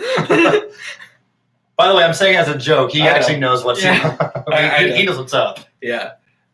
This is definitely a part where you can tell there's a lot of reggae influence in this Yes, song. very bright guitars, Yeah. which is reminiscent of the Police. Essentially, their gimmick, quote unquote, was they were white guys playing reggae. Right. And yes, that's also the brightness of the guitar is also to counterbalance the synths a little bit. But yeah, there's definitely something there. There's a lot to what you say there. Also, Neil Peart, by the way, said that in his opinion, the best drummer on the face of the planet is Stuart Copeland. Nice. So who's a very good drummer? Yeah, for sure. Like high praise, truly. Very high praise. Anyway, but I see where you're coming from with that. It's like, oh yeah, you're right. I have thought that before. But what about you, Savannah? How'd you like it? I thought it was a really fun song, and one thing I noticed all the way through is that I don't know if it was just me or if it was just on this one song. Like they really like open their mouths, and like I don't know why. It was just something about the pronunciation. It's just it was more clear this time. Yeah, kind of, and just like the way they were shaping their words and whatnot. I can only imagine how they were like singing it. Yeah, I'm gonna go ahead and take my comment earlier about Geddy Lee's golden period and extend it to Grace Under Pressure as well. Because wow, wow, dude, hitting a lot of notes in that range, yet being very expressive. Like Geddy Lee's a fantastic storyteller in a song, and I don't think people give him enough credit for that. No, he's never going to be one who phones in a performance, because when you have a range like that, how could you phone in a performance? Right, and also the fact that he's singing lyrics that he hasn't written is, I think, a big part of that. I like the way he gives character to a story that he doesn't even write. Right, he has to make sure he knows. I saw an interview. He said he has to make sure he believes what he's singing, otherwise it comes off phony. Of course, and he worked very closely with Neil to make sure that they got the general gist of things together, and collaborated in that way, as well as musically collaborating. At this time, and Geddy Lee, like one of the most talented musicians alive.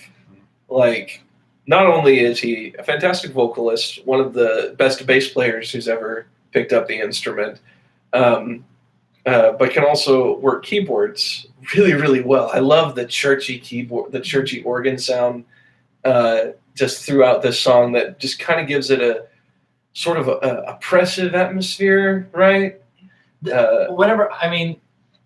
How would you describe it? Maybe? I might as well be in the same boat as Savannah and say this was my first time hearing it, because I kind of straight up just forgot about this song. Right. Like that's understandable. One of my introductions to Rush was the Spirit of Radio 1 CD Best of, and this is on it. So I was like, oh, of course I have that song. Of course I've heard that song. That's not the same thing. Having a song doesn't mean I've heard it. Sure. So I think if I had heard the song, I just kind of forgot about it.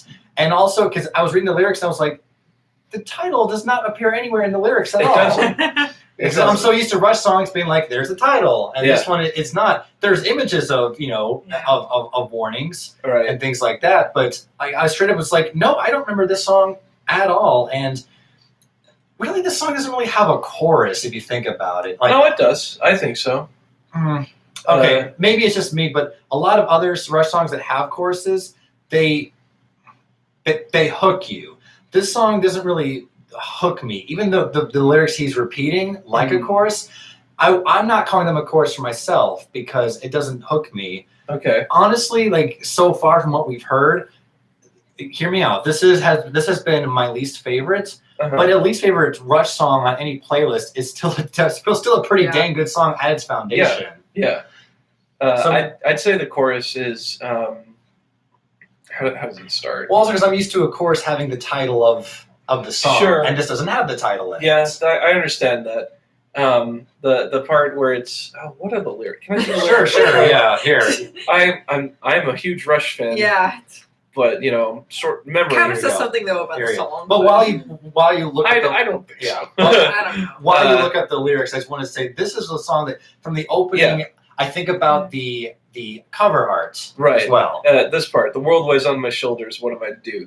That section. That's the chorus. Right, and I'm not going to disagree with you, but I'm saying I'm so used to there being the title that in the chorus, and since it doesn't happen, I'm like, so is that really the chorus? Even though I know it is. It's fine. Yeah.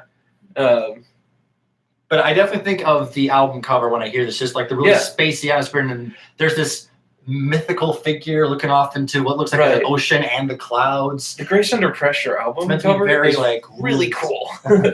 I don't know what the heck it's supposed to be, but it's really freaking cool. But as for Distant Early Warning, this is probably my second favorite song on that album. I like Red Sector A lot more, but that song is about a Nazi concentration camp.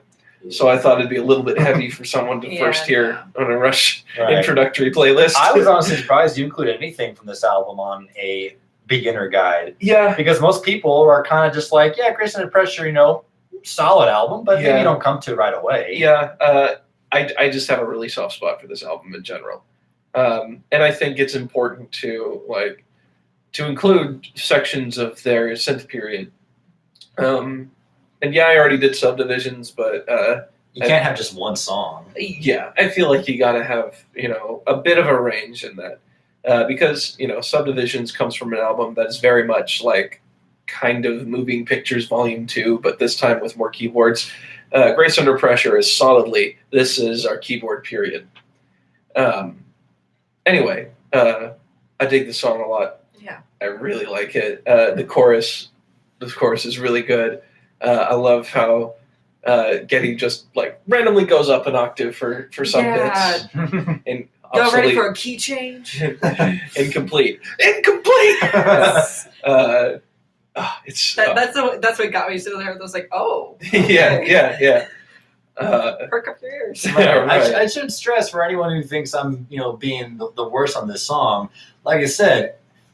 It's great. It may not be the strongest, but I still think it's a fun song. Yeah, for sure. Any Rush song at its foundation on this playlist is at least good because this is a beginner guide after all. Yes. It's just for me, there's not much that I'm remembering because it wasn't anything that hooked me. So please don't beat me up, fans. Yeah.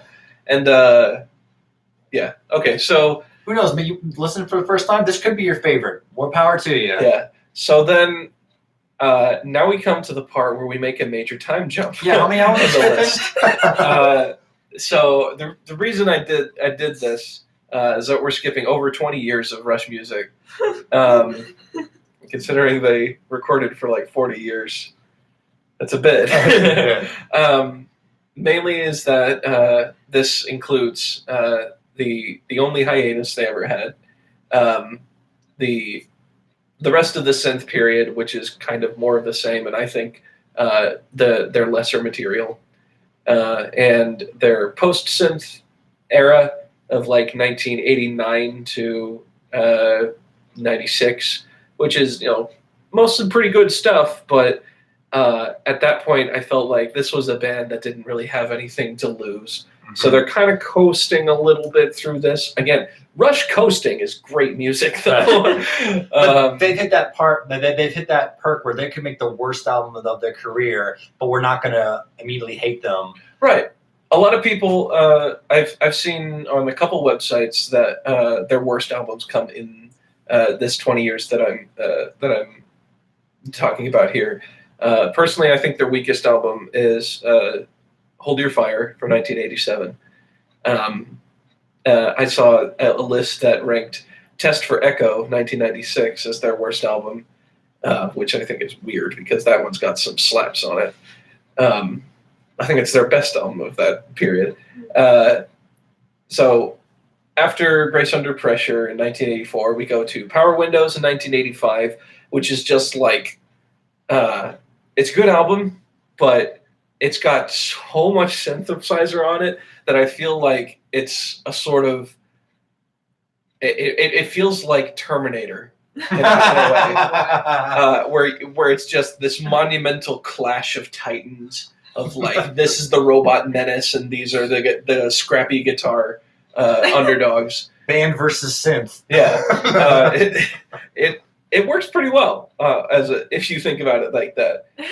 As I said, Hold Your Fire I think is the weakest album of this period. Good songs on it. Like any album of Rush, there's got to be at least one great song. Okay, so it's 2 albums. Yeah. And then 1989 is Presto, which I haven't listened to a whole lot. But this is when, after Hold Your Fire, Alex started putting his foot down and saying, we got to stop with the synthesizer stuff.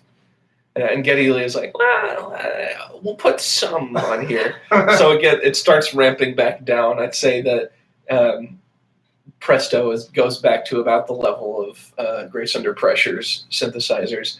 And then in 1991, with Roll the Bones, they pulled back on that even more. The title track of Roll Your Bones, fun fact, has a rap in it. Oh, God. Ew. You say By that. who? You say that. Geddy Lee does it, but they pitch his voice down so that he... Oh, I got to play that for you after this. God. It's so much fun, though. Because this is 1991, so rap... So what you think of as rap, probably like from modern iterations of rap, is very different. Yeah, this is like when NWA was just starting out, when Run DMC was just starting out. DMC, when the main thing people thought of as rap was like Public Enemy, Run DMC, and MC Hammer. MC Hammer. So like that's the kind of rap we're talking about here. Roll the Bones is, I think, a really underrated album as well. 1993 was Counterparts, where it's like, okay, we're just using synths as embellishment, not as actual song parts now. Counterparts highlight, I would say, is the song Animate, and Nobody's Hero is also great. And then Test for Echo in 1996, which I think is a super underrated album. The title track, Driven, I think it's called Where's My Thing? It's an instrumental. They're all just a really good album, start to finish. I definitely recommend that. And then after the tour for Test for Echo, in 1997, Neil Peart's daughter died in a car accident when she was 19 years old. And then 8 months after that, his wife of 23 years died of cancer. So he was in a bad place, you could say. He spent the next year and a half on his motorcycle going from like Toronto to Alaska to Mexico, just trying to figure things out. He said to Geddy and Alex, guys, I'm pretty much retired right now. There could be a Rush in the future. I don't know, but for now, I got to do me. And they're like, yeah, go for it.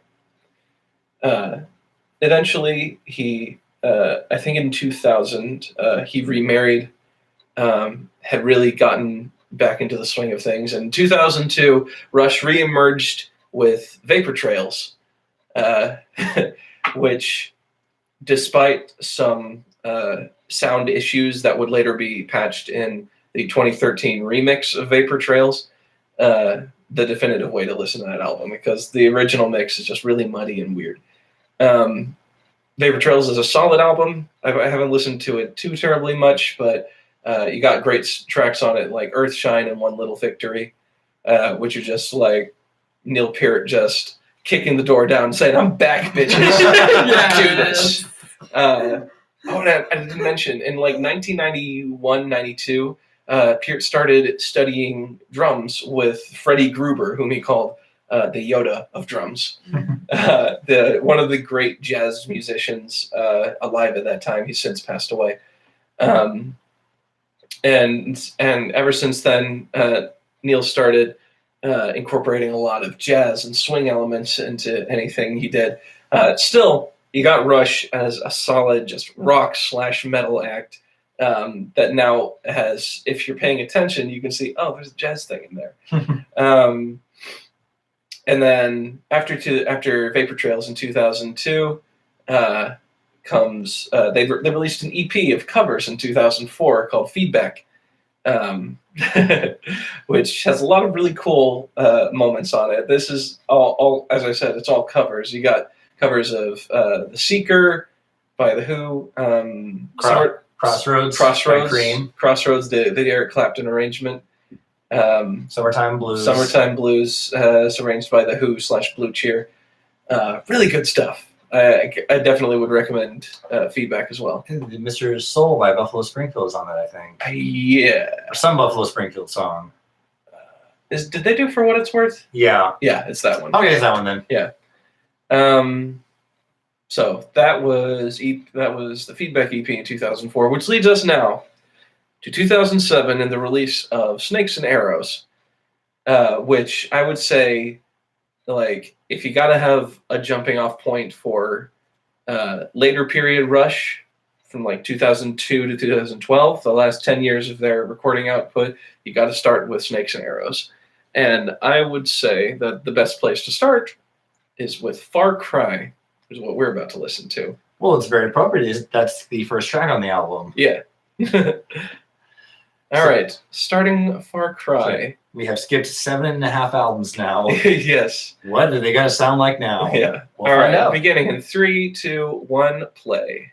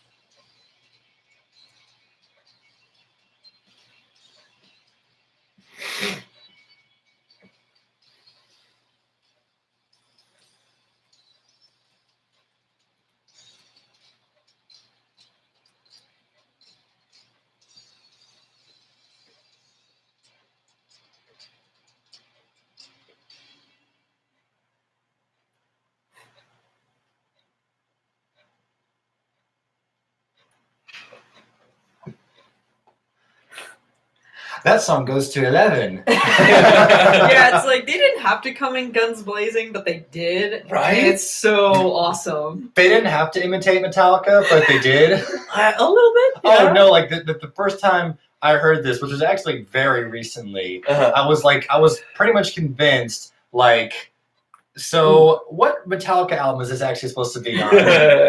Because like the really growling bass, the way that a guitar just howls, the way that the drums hit the cymbals, like there's so much chaos going on. Until Gailey starts singing, you don't even know it's a Rush song. Yeah, no, it's and I mean this all as a compliment, chaos. guys. Yeah, very controlled chaos for sure. Mm-hmm. I have not listened a whole lot to Snakes and Arrows, but whenever Far Cry comes on my shuffle or on the live albums I'm listening to, it's always a highlight because it is really cool. Yeah. And like I said, going from Grace Under Pressure to this, you hear like bright guitars are gone, keyboards are out, like almost entirely gone. It sounds like they threw everything out. Yeah, and it's just back down to the power trio. Yeah, back to basics. Oh yeah, and you got a really again back to the muscular guitar of their beginnings. You got Neil, who's just going ham on the drum sets. You can definitely hear that he's done some studying, that he's found new technique, and Geddy's voice, while it has noticeably aged, he's found a way to make it work so well that you couldn't tell that, like, he doesn't sound like he's struggling at all. That's for sure. Yeah, that was my thing. That was my thing. Like, just his voice, it didn't really sound like that much had really changed. Even though which I thought was like, wait, how long of a time jump was it? Yeah, it was 23 years. 23 years. Yeah. And especially, when we were just, talking in between songs, Distant Early Warning and now this one, especially talking about all that time, you can almost feel it. Yeah. So when you get to it, it's like, okay, so what did they sound 20 years later? Did they sound like an oldies act? Anything but. Hell no. Nah, dude, they sound rejuvenated, if anything. Yeah, it's like, I know they had albums before this, but this honestly sounds like a real comeback album and just a song. Yeah. Especially from the lyrics, just like, it's a far cry from the world we thought we'd inherit. Mm-hmm. It's like, if they came back with this, we thought we were going to be kings, but now it's just like, look at what all what all is going on around us. Yeah. This song's almost meta in a way. This is a far cry from what we've done before. I don't think there's in a way about it. I think it's 100% them looking at their situation and being like, wow, we've actually had to do another upward climb, which is weird considering, most bands only have the one. And after Neil's downtime, that they really had to fight to make it, to make themselves relevant and, worth paying attention to again. I can get and back on. And they destroyed with the double punch, really, of Vapor Trails in this. Just completely nailing it. So that if there's nothing else we want to say about Far Cry, other than it's just awesome. It bangs, dude. Moving on to the final studio album by Rush, Clockwork Angels, and I've chosen the opener, Caravan, for us to listen to. So, begin Caravan in 3, 2, 1, play.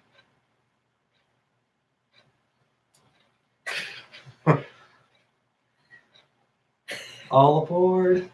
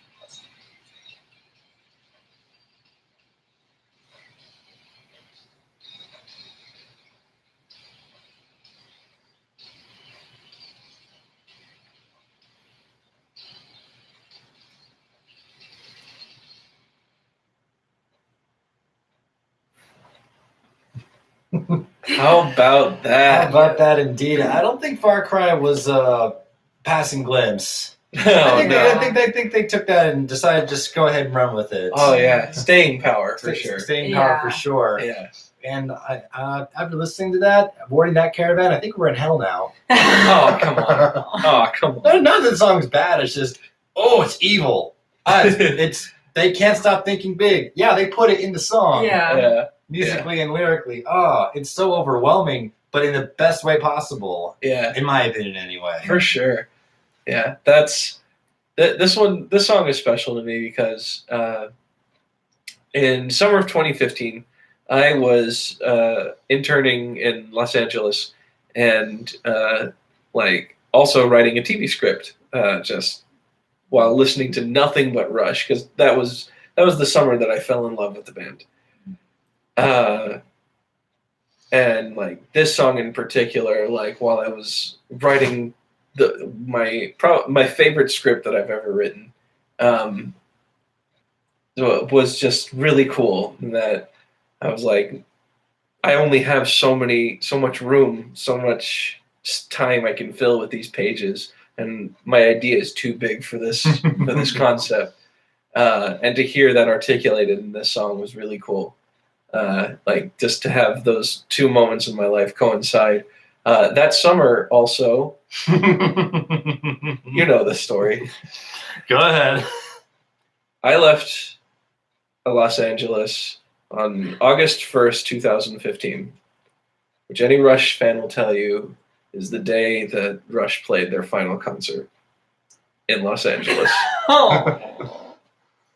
If I'd had $150 more and a day more in LA, I could have seen Rush at their last concert. I was in the same town with them at the same time. But yeah, that was a hard pill to swallow. Especially now that I know I can't do that anymore. But what do you guys think of Caravan? Aside from Tom said, it's huge. Yeah. I mean, I can remember the first time I ever heard that. Summer 2015. Yeah. I sent it to you. Yes. So backstory: before we came to YouTube, Triple Threat was on a website called Mixcloud. The page is actually still up. Yeah. But we made an announcement that we were moving off of Mixcloud and going to YouTube because it was more accessible. We were having more success over there. So we were putting up a goodbye message on Mixcloud. Originally, it was just a simple 1-minute message, and then Mixcloud rejected it, simply saying it's too short. You can't. You got to make it a standard, length. So I was like, well, what do we do? The goodbye message is only a minute. Mm-hmm. So I thought of an idea. Okay, since Mixcloud is a website where you can actually stream music, let's put together a goodbye playlist. It was summer 2015, so let's pick 15 songs that we're saying goodbye to Mixcloud, because at that point the summer had just come to an end. So it was goodbye to summer, goodbye to Mixcloud. 15 songs, 5 each. Yeah. I picked my 5, Becca picked her 5, and Garrett picked his 5, 3 of which were Rush. Yes. Because he fell in love with them that summer. Yeah. Tom asked us to choose songs that had defined the summer for us. Right. Since we were saying goodbye to the summer and goodbye to the website simultaneously. Yeah, and so I believe the songs I chose were Subdivisions, because it was my favorite even then. Caravan and 2112, the whole suite. The whole suite. All 20 minutes of it. It counts as one song, because in most versions of the album, it is one track. It is one track. I also picked, I think, the Star Wars theme and Road Trip by Ninja Sex Party. Yes. Because you were probably interning at the time. Yes. And so that was... So when I put it together, I had to listen to each track to figure out which sequence to put it in. Mm-hmm. And Caravan, when I got to Caravan, it was the first time I ever heard it, and I said the same thing that I just said for Far Cry. Damn, Rush! This is Rush meets Metallica, pretty much. And I never heard this period before from them. I couldn't believe it of how heavy it was. And I was like, this is their last album, most recent album. Anyone would think on the last album you would just be, these are the songs that we have left. Not, we're gonna, vamp it up to 11, as I was saying. We're gonna come out swinging. Yeah. So I was just so shocked, and honestly, it was one of the difficult songs to place in sequence. Mm-hmm. I couldn't put it at the beginning because you also had the Star Wars theme. Yeah, how can you not open with Star Wars? Yeah, really. So I remember I had a difficulty time placing it, but I did place it. So that was the first time I heard it, and I don't think I really heard it since, to be honest. So revisiting it just all those feelings came flooding back of just how shocked I was, but also being like, this is so different. I dig it.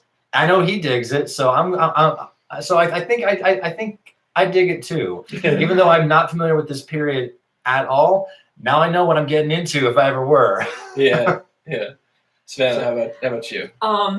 Well, first off, when the song first starts and you hear that bell, like you said all aboard. All I couldn't help but think of is, oh, I think I hear our good friend Charlie.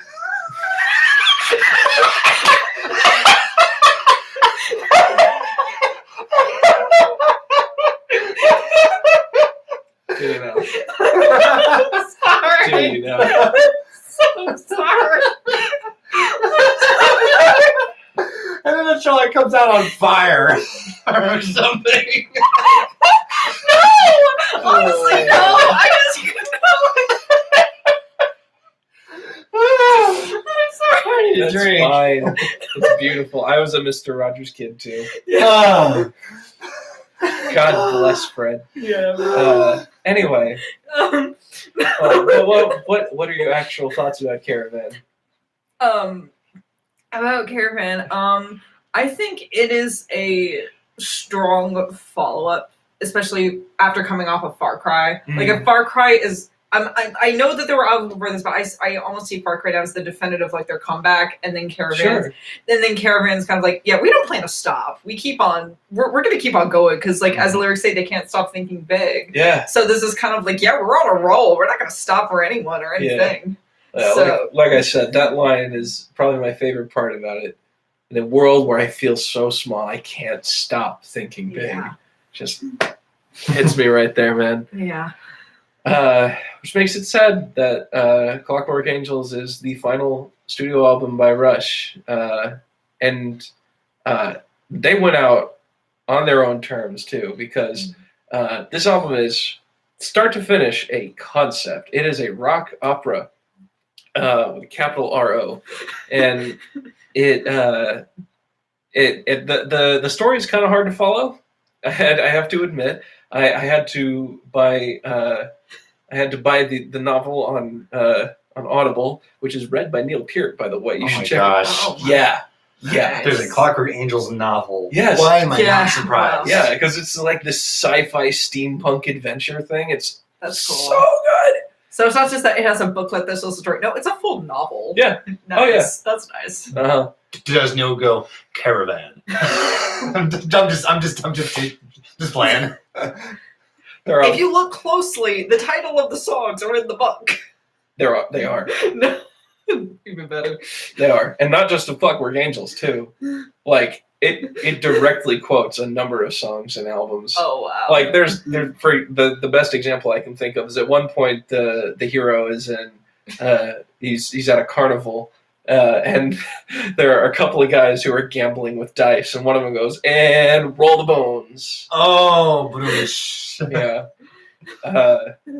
And at one point, there just in like a description of something is the phrase "sprawling on the fringes of the city," and I go, subdivisions. I see what you did there. Little things like that.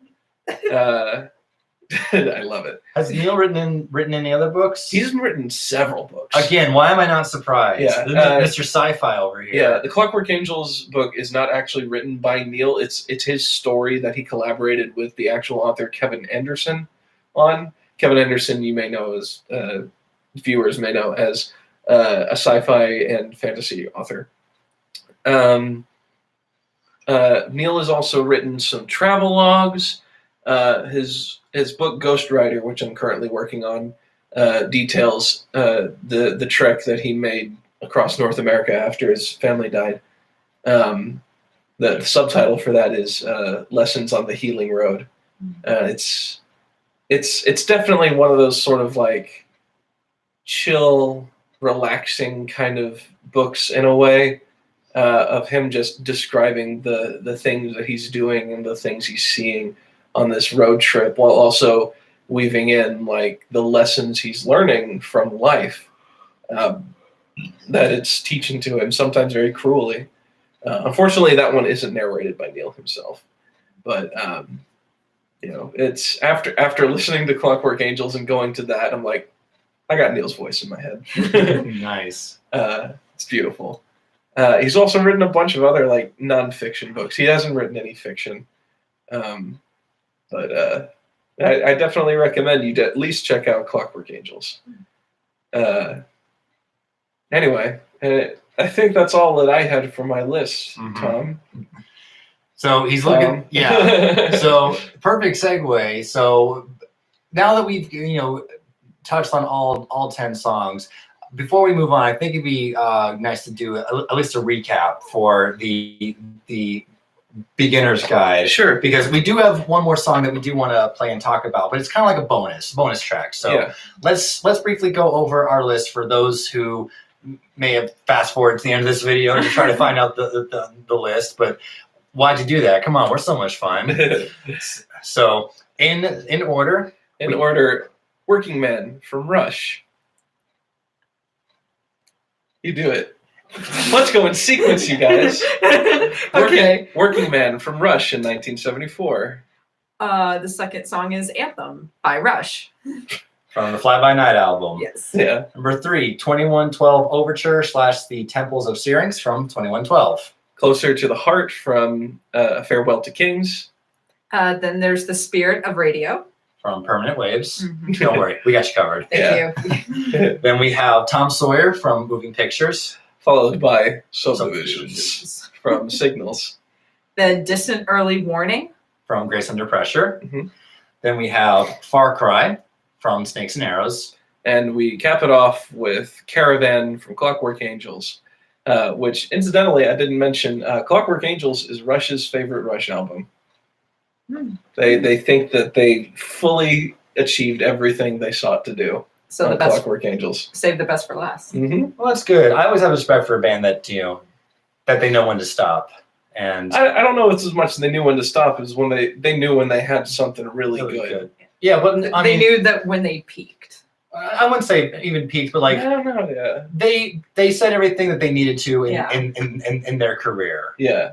And also the interview I was thinking of, Getty is like saying like we're all playing at the top of our game. We've got a great narrative concept through it. The lyrics and music are all fantastic.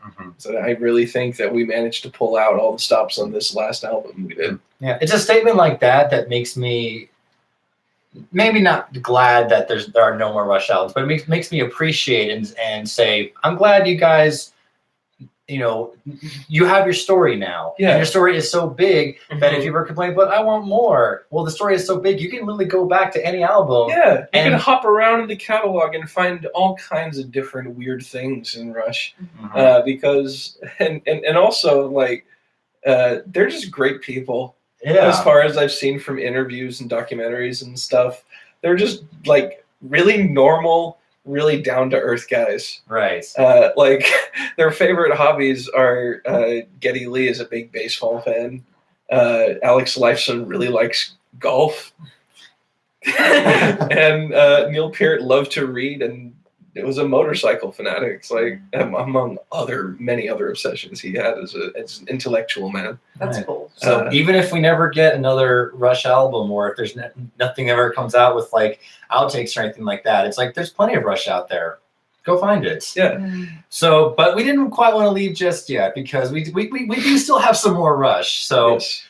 We can't go without mentioning with this beginner guide, one of the reasons why we wanted to do this, besides the fact that we talked about wanting to do this beginner guide thing, was that we're at the end of the month that we do this live stream. Beginning of the month was the sad news that Neil Peart has passed away. Yeah, it's been 3 weeks to the day since the news broke. So what really kind of got me going to say, if we got to do a beginner guide, we got to do it. And you know what? Rush would be a great band to start out on because they're not one that we talk about on this channel. Right.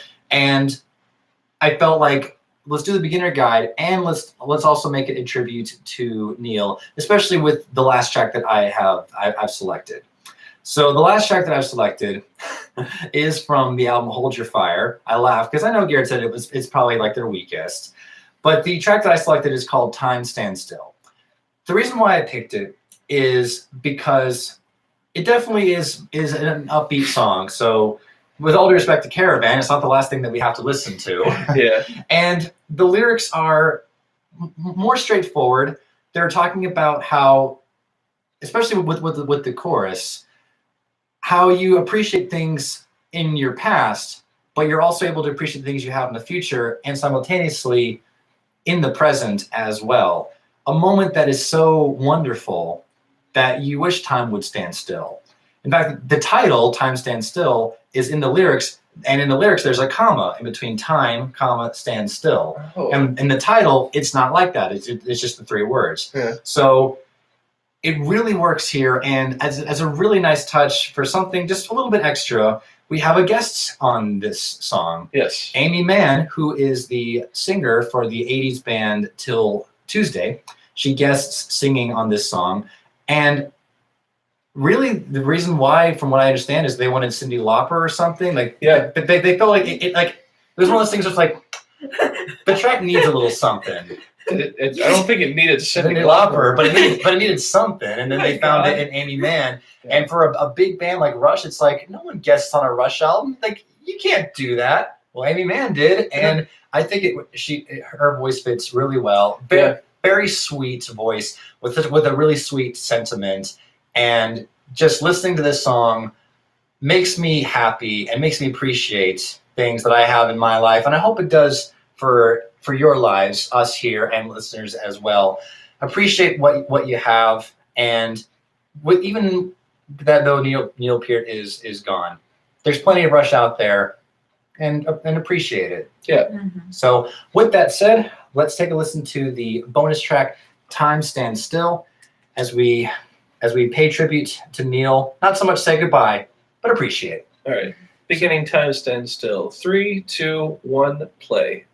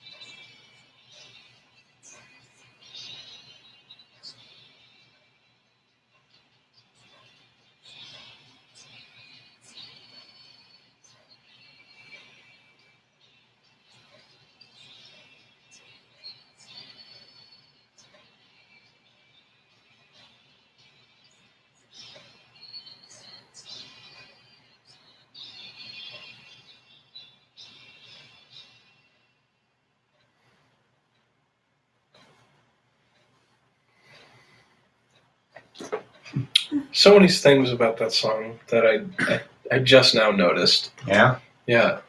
Like, I didn't realize that Amy sings in places other than the one solo she gets where she says the title of the song. Yeah, she harmonizes with Giddy sometimes. Yeah, I thought that was all him doing that himself. Whenever I listened to it. That's like one of the first times I've listened to that through headphones, actually. Rush, man. They got so much going on in 19 studio albums and like 11 live albums that there's always new stuff to discover. Pretty cool. Yeah. Mm-hmm. And what about you discovering this song for the first time? I thought it was really nice. Again, like probably kind of different than what they usually do, but still there are hints of them in it, which still make it a pretty good song. Again, I would classify as that this is Rush doing a pop song. Yeah, for sure. Yeah, this is definitely an '80s pop song. An '80s pop song. Yeah. Yeah. Listening to some of the synth and guitar sounds and tones, it's like, yeah. But it's definitely, this is, I think, the strongest track from Hold Your Fire. But their weakest album, in my opinion. So it's, every Rush album is worth listening to. Every single one. So I highly recommend that anybody who's not familiar or has heard a couple of tracks like 2112 or Tom Sawyer or whatever, go out and find some Rush that you really like, because with the amount of material they put out over 40 years of pretty much nonstop music making, there's got to be something for you in there. And hopefully we've gotten you started. If you know where to start, and there are different levels of Rush fans. You're looking at three of them right now. You've got expert over here. You've got casual fan, and someone who's more or less listening to them for the first time. Right. I'm at the beginner level tonight. And however, I'm at the level of I have like maybe 7 complete albums. I think I'm fine, but there's still a lot to discover if I want to do so. I should say that I am. You call me an expert. I'm just of the three of us. Yes, yeah, I got you. I'm the most experienced of these three, but I'm like still probably at least 3 levels from the top, because there's like me, who knows a lot of things about them and has all their albums and likes all of it overall. Then there's the people who like collect everything Rush, as far as music and T-shirts and DVDs and all kinds of memorabilia and stuff. And then there are the Brazilian fans. They're their own thing. They are the top. There's and specifically Brazilian. Yes. The 2003 live album Rush in Rio was recorded like on the Vapor Trails tour, and it's audible how big of fans they are. Wow. They sing along to every vocal, to every instrumental bit. YYZ is a completely instrumental song, and the entire audience is singing along to it. And like, there's not a warm seat in that stadium, because everybody is standing, everybody is cheering. That's cool. It's incredible. I gotta listen to that album again, because it's one of those things that it's the closest you can actually get to going to a Rush concert, because you can feel the excitement and the audience around you as you listen to that. And that album is like pretty low quality for a 2003 album, because of some recording difficulties with it, and it's still like incredible to hear. Anyway, I'm going to stop babbling about Rush, because I could go on for ages. And we've been going on for going 3 hours. Coming up on 3 hours now, so I think we better call it quits. All right. I just want to say just my closing thoughts really quickly. I know we're wrapping here. Yes. I'll make it quick. Especially after hearing Time Stands Still as our bonus track. Again, I think the big takeaway here is, no matter if you are someone watching this who is just starting out, or if you watch this because you want to listen along because you just love Rush so much, there's always so much to appreciate in the music. But it also is beyond the music. I mean, we could have done this just one of us talking to a camera, but we didn't. we have all three of us because we appreciate what we have and what we do, and we hope the same thing to you guys. I know I'm getting like super cheesy right now, especially going into hour 3, but the point is, after hearing that song, it makes me smile. Neil Peart is fantastic, just in these 10 songs alone and in the entire catalog. We're so blessed to have his talent, as well as Getty and Alex. We so much appreciate everything that they've done. Hopefully you can do the same. Even if you're a first-time listener, you can appreciate what they've done, and you can take that appreciation to apply it just about anything, really. Mm-hmm. And Neil Peart, from everything I've heard, was a guy who was down to earth. He would get on his bike and ride, go to taverns, talk to people. I mean, in the song Limelight, he talked about how uncomfortable he was about people knew everything about him because he's a celebrity. He's like, why are you talking to me as if I'm your friend? I can't pretend a stranger is a long-awaited friend. Yeah.